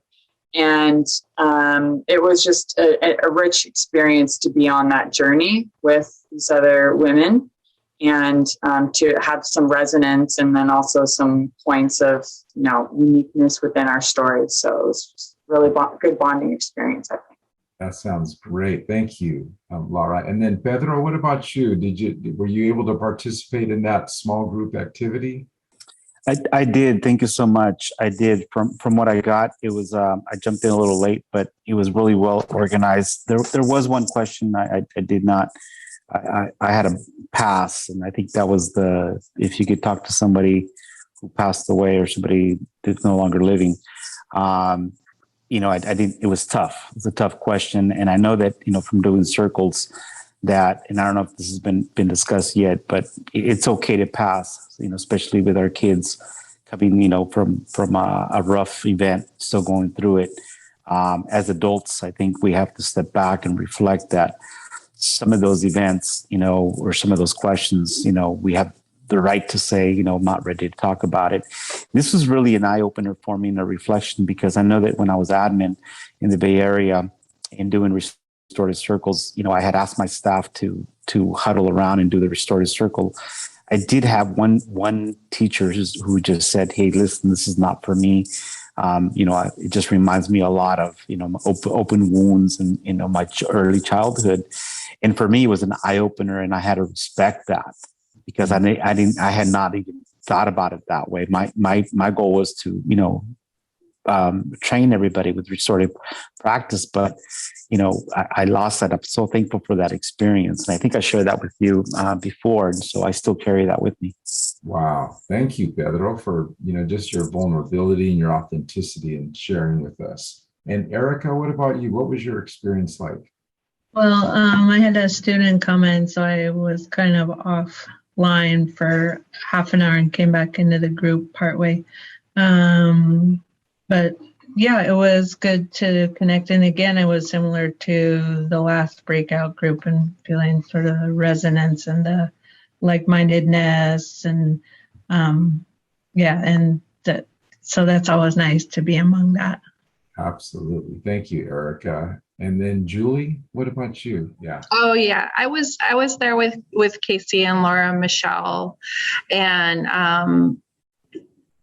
like they said, we were on kind of this emotional roller coaster of going in and going out. But I do think, that the kind of grouping them, the getting acquainted, it kind of made us feel comfortable with each other. And so that when we got to those deeper questions, we were ready to share and to open up a little easier.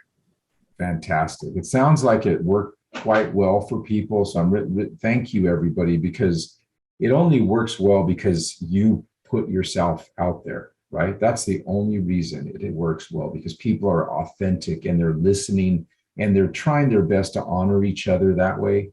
And people feel that, they feel that you're being attentive to them, that they're worthy of your attention. And it's really important. Tamara, what was it like for you in that experience? And then you'll have to unmute there. I was also in the group with Laura and everybody. And it was great. It really was nice. I think the hard part, I'm always worried about like the organization, like who goes next, so I think I kind of wasn't exactly comfortable with that because you don't know who's in order on everybody's slide in the same way. I don't know. That kind of was interesting. And that's a really good point. I thank you, Tamara, for bringing that up, because maybe, you might want to think about creating a slide where it has everyone's name on there, just taking the time to do that, because I do appreciate, like Tamara said, I appreciate when I know when my name's coming up. It just makes me feel more secure. I can prepare myself, and then when it's my turn, I can, and like Pedro said, it's okay to pass, because I honestly, I've become like, so I don't know if it's I'm more in tune or something's happened to me as I've gotten older. I'm much more emotional. And so when I feel like I've become more empathic, and I'll feel people's emotion, and it makes me emotional. And I'm like, oh my God, wait a minute, I'm the trainer. I can't do this. But I also have to be authentic. And I said, I want to be able to be real with people. So I have to kind of find that balance, right? Of being able to be authentic and emotional, especially as a man. We're not that, honestly, we weren't, it wasn't something that I grew up that we were, it was okay for us to show emotion that way, because it was seen as weakness.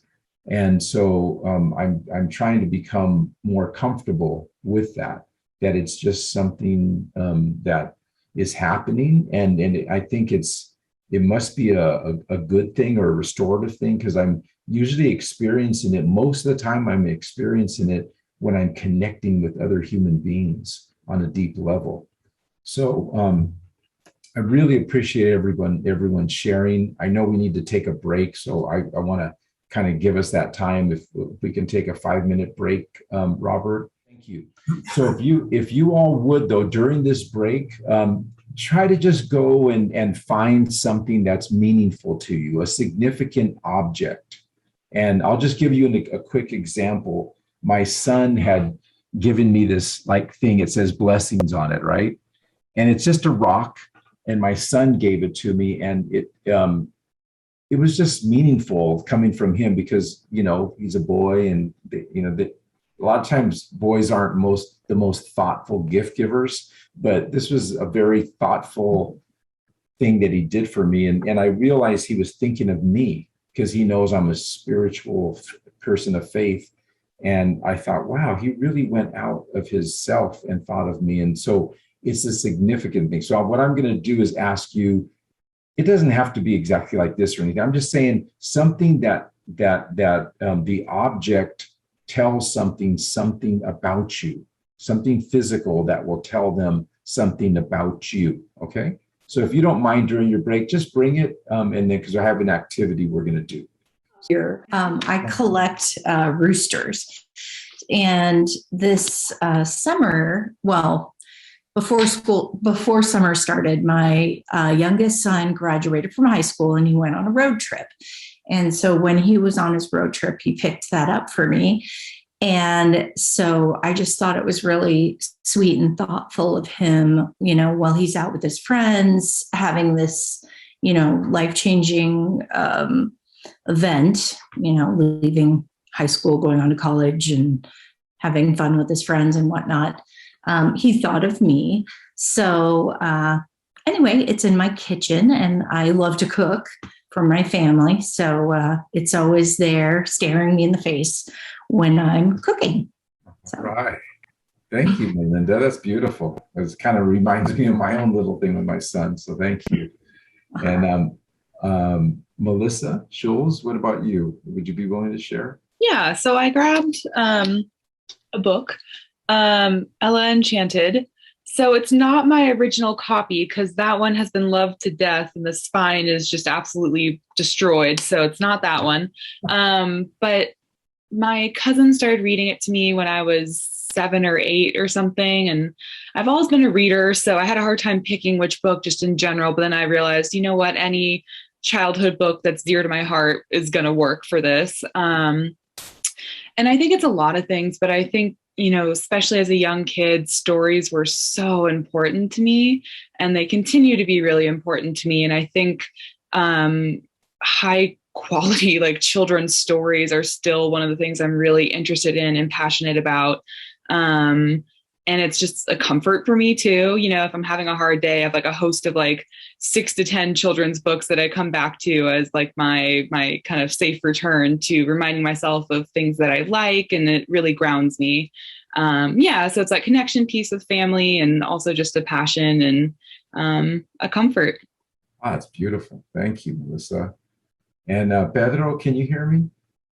Were you able to find something that you wouldn't mind sharing for a object? Oh, yeah. Thank you so much for the opportunity.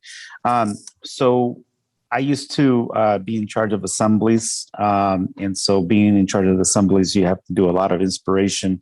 And I've been known to say silly things. And so I used to always, when I was talking in the assemblies, I used to ask for a giraffe and hope that somebody would bring me a giraffe and people would laugh at me and so forth.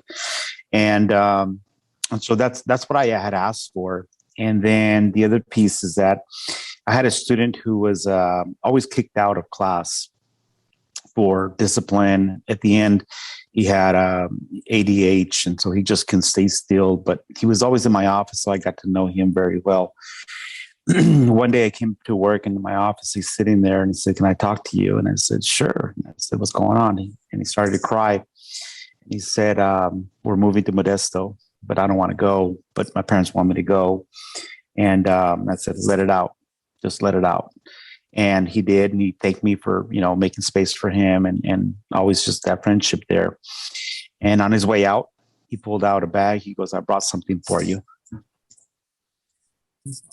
The giraffe. Goodness. Wow. And it just goes that, sometimes when we, as educators, when we're out there talking, there's always a few that listen, and that's inspirational for me. Beautiful. Thank you, Pedro. That's beautiful. Okay, Laura, what about you? What's anything there? Thank you for sharing, Pedro.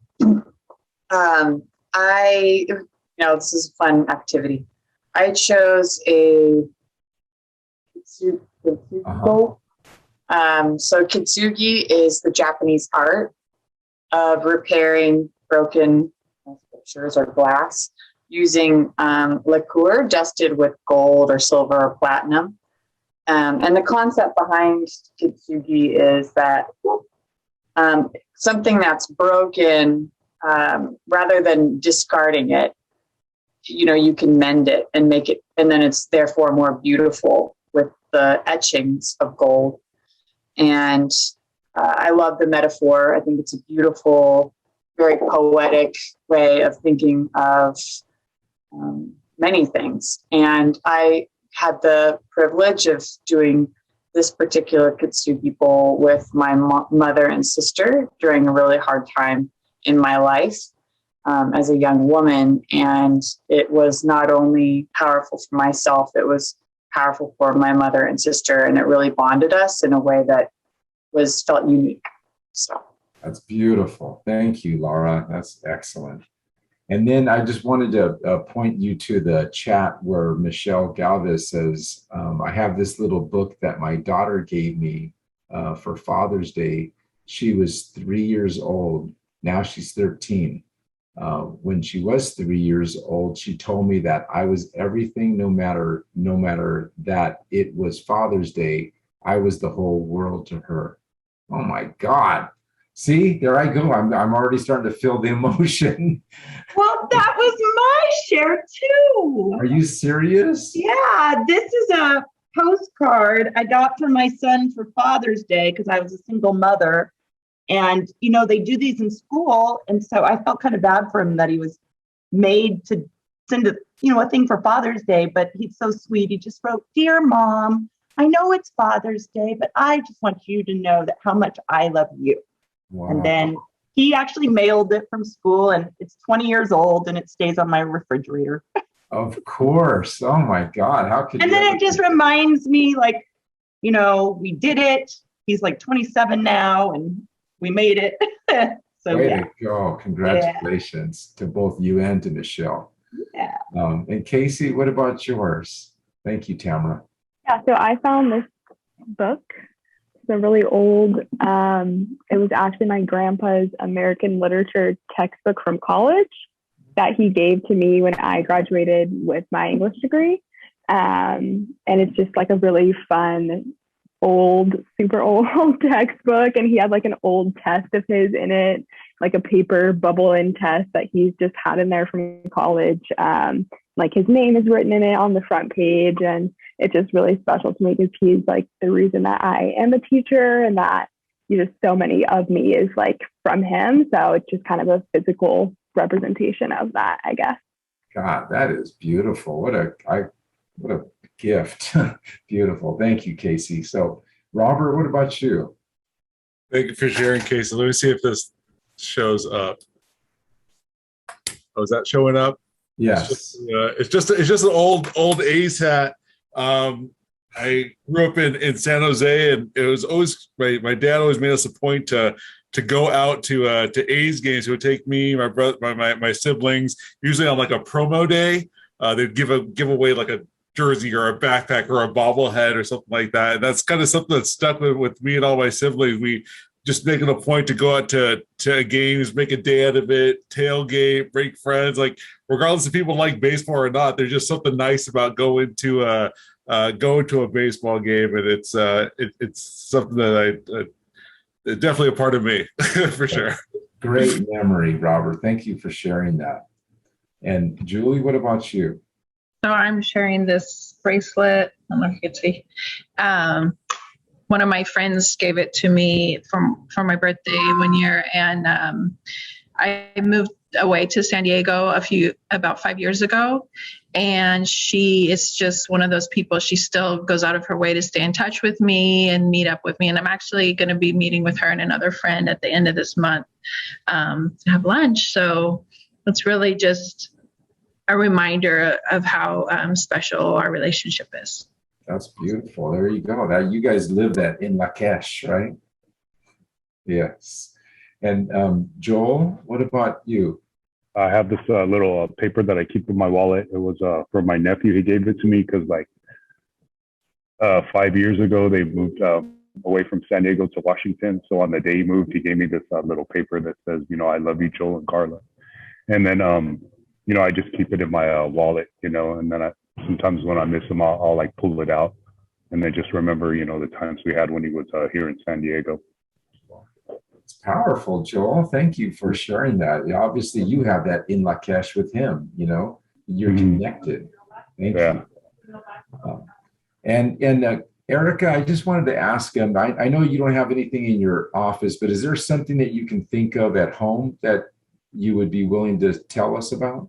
I mean, I have lots of things for my grandparents sitting around, but I'm trying to think sort of like an object that, oh, yeah, okay. So my grandmother used to make salad dressing in this. It's like an old China teacup. And so when she died, I kept that from the house and I still make my salad dressing in that. So that's awesome. What a great thing. You know, great connection to your really ancestor, huh? Beautiful. Thank you. And Mary Gillespie, can you hear us? Sorry, yes, I can hear you. I'm in my classroom, but I will say that my classroom is the object because 4 years ago, I was a stay-home mom and didn't have a degree. And so being in my classroom reminds me that all the hard work that went into becoming a teacher and having my own classroom. And so here I am 4 years later in my own classroom, and I'm in the middle of my master's. And so I would say my classroom. That's beautiful, Mary. I mean, really, what a powerful statement that is. And congratulations on everything you've accomplished. Thank you. Yeah. And so cool that you're serving with everything you accomplish, you're serving the community. Thank you. So Jennifer Calderon. It's a little owl. Oh, yeah. Yeah, I love owls, and like I have a tattoo of an owl, and a former coworker of mine, she really likes owls too. And then when I left that job, she gave that to me to kind of remember her, but to also just momentum for thank you for being so wise, because she, you know, I'd consult with her a lot, and yeah, and I just I like it. It reminds me of the connection I had with her and with some of the other teachers at my own school. And it's just a really positive, like loving gesture. So I like to have that around in my office. Absolutely. Thank you for sharing. And by the way, one of the things my daughter sent me this morning was an owl. Like she actually got a photo of an owl.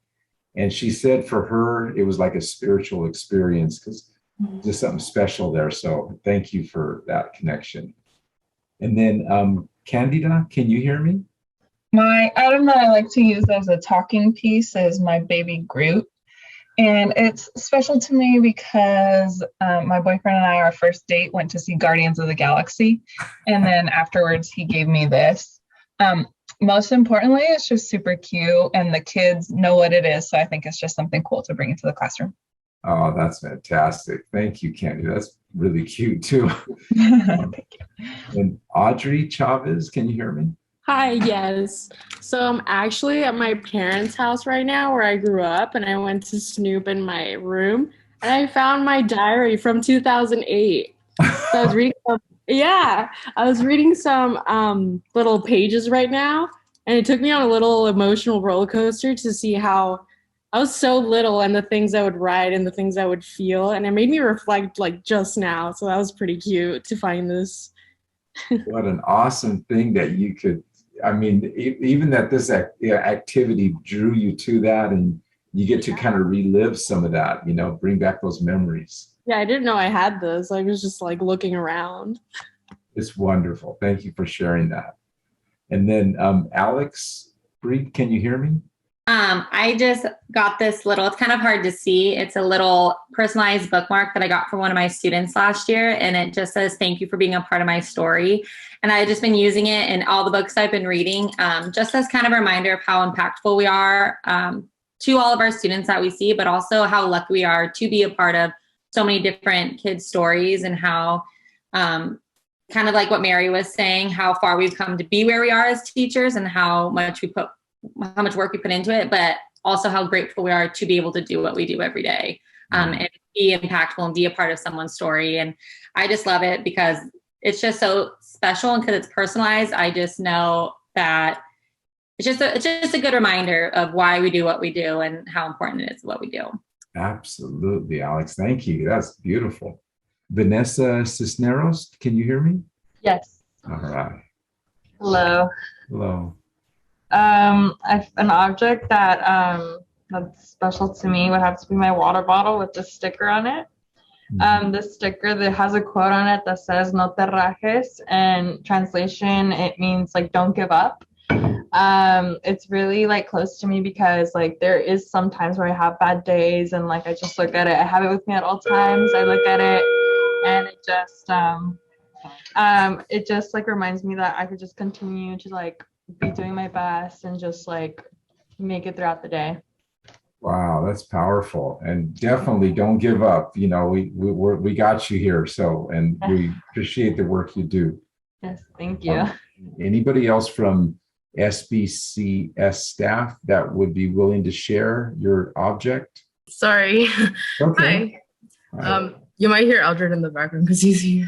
Okay. I don't really have anything from home that I have, but I do have this, and I really like it. I've had it for a while, and it says "Never stop learning because life never stops teaching."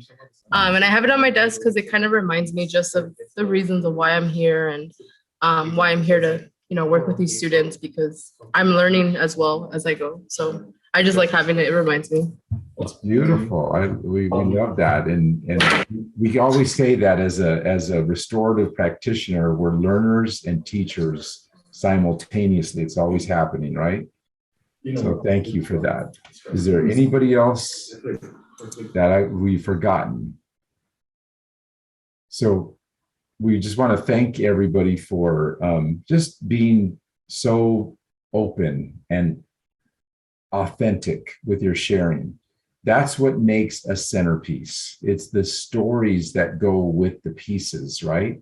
And we begin to go, hey, wow, when they're talking, I kind of find that commonality, that connection. And the more people that do that, it builds community. So you might want to think about doing something like that at some point, maybe towards the beginning of your semester as you all come back and things, to have some kind of activity where you actually ask the kids, hey, would you mind bringing something? You don't have to, but if you would, to bring kind of a significant piece from home that's meaningful to you. And then they bring it, and it's so beautiful to hear the different sharings, just like it was beautiful hearing all of ours. And it's good for the kids to hear each other because they begin to make connections, right? And the more that people do that, I always say the more people humanize, the less apt they are to hurt each other. Because it's easy for us to harm people when they're a stereotype, because they're kind of dehumanized. A stereotype is dehumanizing. And so when you keep them a stereotype, it's easy to hurt them. But when they become a human and you allow them in, what happens is they start to feel connected and they see themselves in the other person. That's exactly what we want and what we need, in some ways desperately, in our communities and in our schools. So thank you, everybody, for doing that. That was quite an amazing thing. So I want to just share this screen.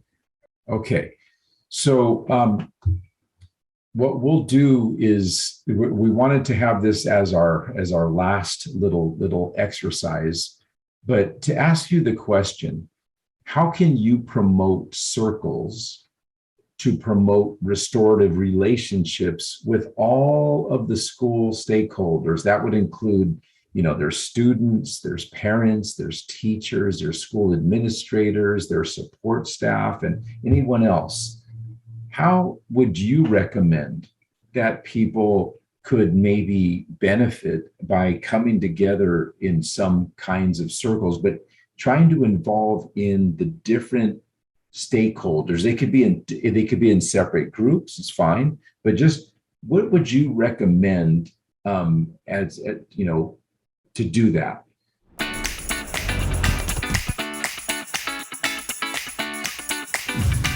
What would you suggest as kind of a something to help to bring different stakeholders together in circles within the school community? Well, specifically with restorative practices and circle time and really any work with improving school climate, I always think about it's never a fluke or never an accident. It's always there's always intention behind it. So I always think just even that first step of not just identifying restorative practices and the use of circles, but then being intentional about finding the time and the place and how to integrate that into whatever you're already doing. And that's something I think I appreciate of how I've been introduced to restorative practices, even within staff meetings, of just that opportunity to, before we get down to our agenda, but just that checking in, just that mindful moment, just as we transition, and it really just show that there is of course an importance and appreciation for the work, but always knowing that those that are doing that work and carrying it forward, just taking the time to acknowledge the humanness around that and being intentional by setting aside that time and also understanding the purpose of it as well. Yeah, thank you. I think you're right. It's to be really intentional about taking the time, but explaining, like, what is this about? Why are we spending this kind of time? Because relationships and human connections are that important to us. They're at the core of all community, and a school is a community, right? Absolutely. And just yesterday, one of the assistant principals said that she was at a school where the custodial staff, when they came on, I don't know, I kept 2:30 or I forget what time, but they would come in and they would just check in first with each other, just like you're saying. And to them, people may say, well, why should they do that? Well, because they're important too, right? They're important members of our community, and they're the way that they relate with each other. And by the way, they see us too. We see them, and they're connected, and they help our school stay safe. So this can go for any group. I know the times that I've helped some principals bring parents together in circles, it's been very powerful. And really, you can ask like simple questions like, what are some things that work in their home to help them build that family spirit and things. And even Robert, you were talking about just watching movies together. You talked earlier about, going to the ball game, right? Things that just build relationship, that gives time for people to just come together, be together, and go, wow. And what's kind of cool is, as you're now a little older, it's like a refreshing, wonderful image for you to remember those things, right? Absolutely. Life-giving. So our hope is that people will find ways for students to come together, and then teachers with students, definitely. So when we say, like, let the students have a circle, we mean the teacher with this, with the students. And we really encourage administrators to sometimes come in and be a part of that circle, because there's the real need to humanize. Because even the kids will stereotype teachers because they think of them as like they're perfect and they got everything together, and they see the administrator and they're like, oh, they can't relate to them. No, we say, come be with them for a while, listen to them, and then you can learn from them and they can learn from you, and they can feel this bond and this connection, so that when they see you at the gate as you're greeting people as they're coming in. Now you're more meaningful. You're not just the boss, or you're not just the principal or the counselor or the whatever, but find ways that people can come together. And don't forget your classified staff. Classified staff are like a really, really important component of our school community. We need to bring them in, right? They need time together, of course, but they also should be together with certificated staff, because sometimes there's such a separation, between them and us and this and that. And so we need to come together. So as kind of a little closing time, I just want to kind of hear what people say, maybe a suggestion, if you don't mind, and you're welcome to either put it in the chat. But I did want to acknowledge that in our previous activity, Julie had a follow-up to our centerpiece thing. And she says a possible follow-up activity can be to take a picture of the objects or create a collage and display it in the classroom. That's a fantastic idea, Julie. These are the kinds of creative thoughts that we need. So appreciate that. You could do that right now. We've done it in Zoom. Everybody holds their object up and then you take a picture. That's right, huh? But not everybody has it, but that's what you could do. Well, thank you, Tamara. And Tamara, since you just spoke, I'm just going to call on you to say, what's one suggestion that you would have to kind of bring people together utilizing circles? Well, first, just community forums, getting people in and then educating them, the stakeholders, about the need and the purpose and how they need to use these skills too, and getting the administrator to really, support the culture building. It's beautiful. Thank you, Tamara. And Melinda, what about you? What did you come up with? Well, what I personally came up with is that our administration at my site needs to have a little bit more buy-in, as well as the staff, because it happens from the top down. And, our social worker, she's been talking about restorative justice and circles for a number of years now. And, her and I are friends outside of work. And so we talk a lot about the circles, and she'll come into my classroom, but not many other people are takers. And so for the first couple days, when we go back to work on the 17th and 18th, we always have meetings. And so I think that we should start. So I'm going to suggest this to Judy, my social worker, that we start with a circle. And because some of us haven't seen each other in a long time, because they were teaching from home all year last year somewhere. And I think we should do a couple of circles, starting with one, the getting reacquainted on our first day back, and then moving to having some kind of circle on the second day of meetings. So with maybe some kind of closing ceremony like we had in that video. So I just need to get my social worker to talk to my principal about that, see what we can do. Way to go, Melinda. That's really fantastic. I'm serious. That's really great. Thank you. And then Melissa Schulz, what about any thoughts on that? Yeah, I was saying my situation's a little bit different because I'm with a charter that's fully independent study, but there's some legislation changing for charters where we are going to have to do synchronous instruction. And I, as we were meeting, realized, this is a great opportunity to kind of, insert this as a chance to really incorporate circles from the get-go.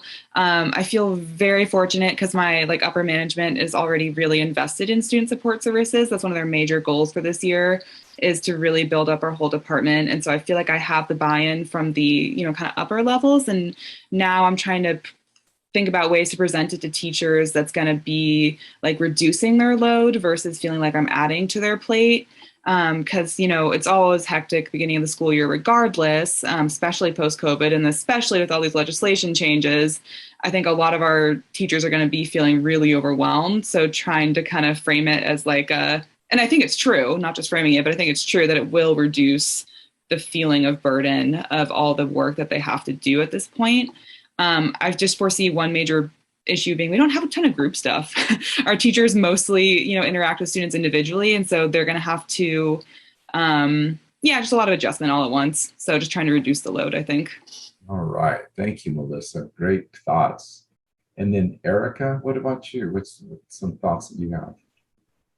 We had a thought in our group about being conscious of the timing of it. It's sort of piggybacking off Melissa's, like people being overwhelmed, the staff by their work, and then the parents by their work and all that. So, doing it timing wise. And then also I had thought of the idea, I was commenting on, I might be so used to this open communication, but not everyone is. It's a large percent of people that are not. So just finding someone else in the group who can help me model that, organically, and say, Joey, could you go first? And then so a larger fraction of the group is displaying that they're being open to, invite the others to do the same. Wow, that is I really love these thoughts and how empathetic you are to your colleagues who are probably find this to be challenging. You know what I mean? You can't just expect everybody to just be an open book. So I really like the way you're kind of like finding ways like, let's ease them into this and let's support them, right? So that they don't get kind of freaked out over it. And let's not make them feel like this is another heavy thing on their plate and they're just overwhelmed. So thank you, everybody, for that. And then Casey, what about you?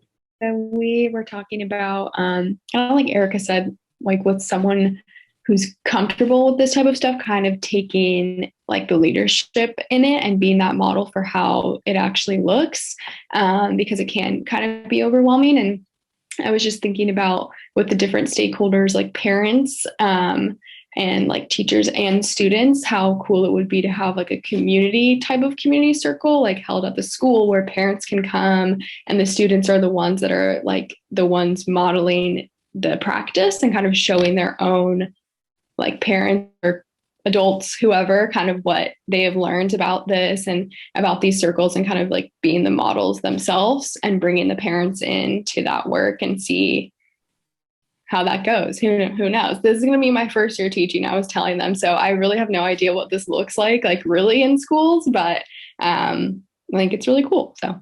Wow. Was that a great idea? I saw all of your colleagues, they're all like this. Yes, let's do that. Let's bring the parents in and then have let's prepare the students that they can show the parents, hey, this is how circles are done. It can be real light and fun and appreciative. Like, what do you appreciate about your parents or about your kids? And what a beautiful, wonderful idea. Thank you.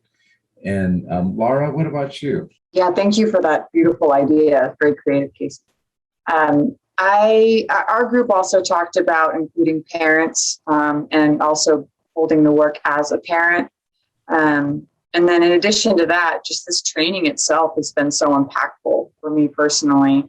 And, so maybe for myself, getting the word out to other practitioners and encouraging like, hey, this training really shows and models and embodies this new way of being. And I highly encourage you to attend. And then, seeing some of the testimonial videos that will come on the website would be supportive. And then just remembering it's just a way of life, and it might take some time to shift, but it's worth every day, every minute of practice. Absolutely, Laura. Thank you. That's wonderful.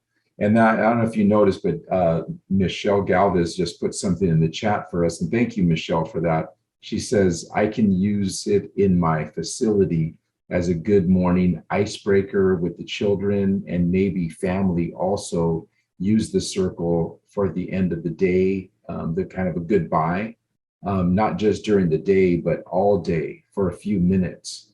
Now that COVID is almost over in my house, we have a game night every Friday with the whole family, myself and cousins, uncles, aunts, brothers and sister, in-laws, and my mother get together. So now that I think about it, we can implement that. What a great thing. Thank you. Love that, Michelle. And then Julie, did you get a chance? Would you be willing? I did. I was lucky in my group. My partners were sharing that at one of their schools, at the beginning of every staff meeting, they start with a circle as kind of like a check-in, or maybe they'll have a question like, what's your teaching philosophy? And everyone will get to share and that way build that rapport with their staff. And then my other partner was sharing that at her school, they do a group meeting and it's also a potluck. And so I like that idea of sharing food as well as this to help build the community.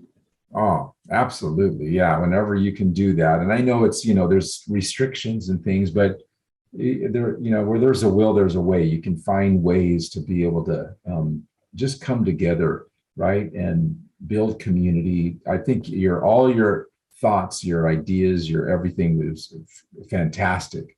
So, and I was going to say, sometimes when all these great nuggets are coming out from you, I'm like going, somebody should be recording that. And I'm like, hey, Robert is recording it. So, so it's fantastic. And the hope is that other educators will view this and go, oh, I never thought of that, or I never thought of that. And yeah, let me try that. Just little seeds that we're trying to help to plant in our community, right? And you all have helped. So I want to say thank you to every one of you for every idea, every little thing that you put into this circle. You made this special. You made it great for all of us. And so I know I take away a lot from this, and I know we're out of time, but I just want to thank every one of you, and I hope that you will maybe consider coming to our. We have a monthly restorative practices collaborative meeting. And I think, Robert, do you have that? Do you have that link or? So that'll be linked. So I'll have our website's going to be linked in the chat, as well as our feedback form. I know we do have some upcoming restorative conferencing and oh yeah, that's right. The conferencing trainings later on this month. But I'm also going to link our collaborative meeting flyer as well in the chat. Also, we have a very short eval link through SurveyMonkey. We really appreciate the time you take to fill that out. It's very short. Yeah, thank you, Robert, for doing that, and thanks for keeping track of all that for us. And and I know Robert's doing a good job of trying to build out our webpage and the resources that are connected. Laura is really working hard to get some meaningful, and I mean meaningful, videos that are going to be good to share with colleagues. So please share the wealth. And so have a great evening, great afternoon. Thanks again, everybody. Appreciate it.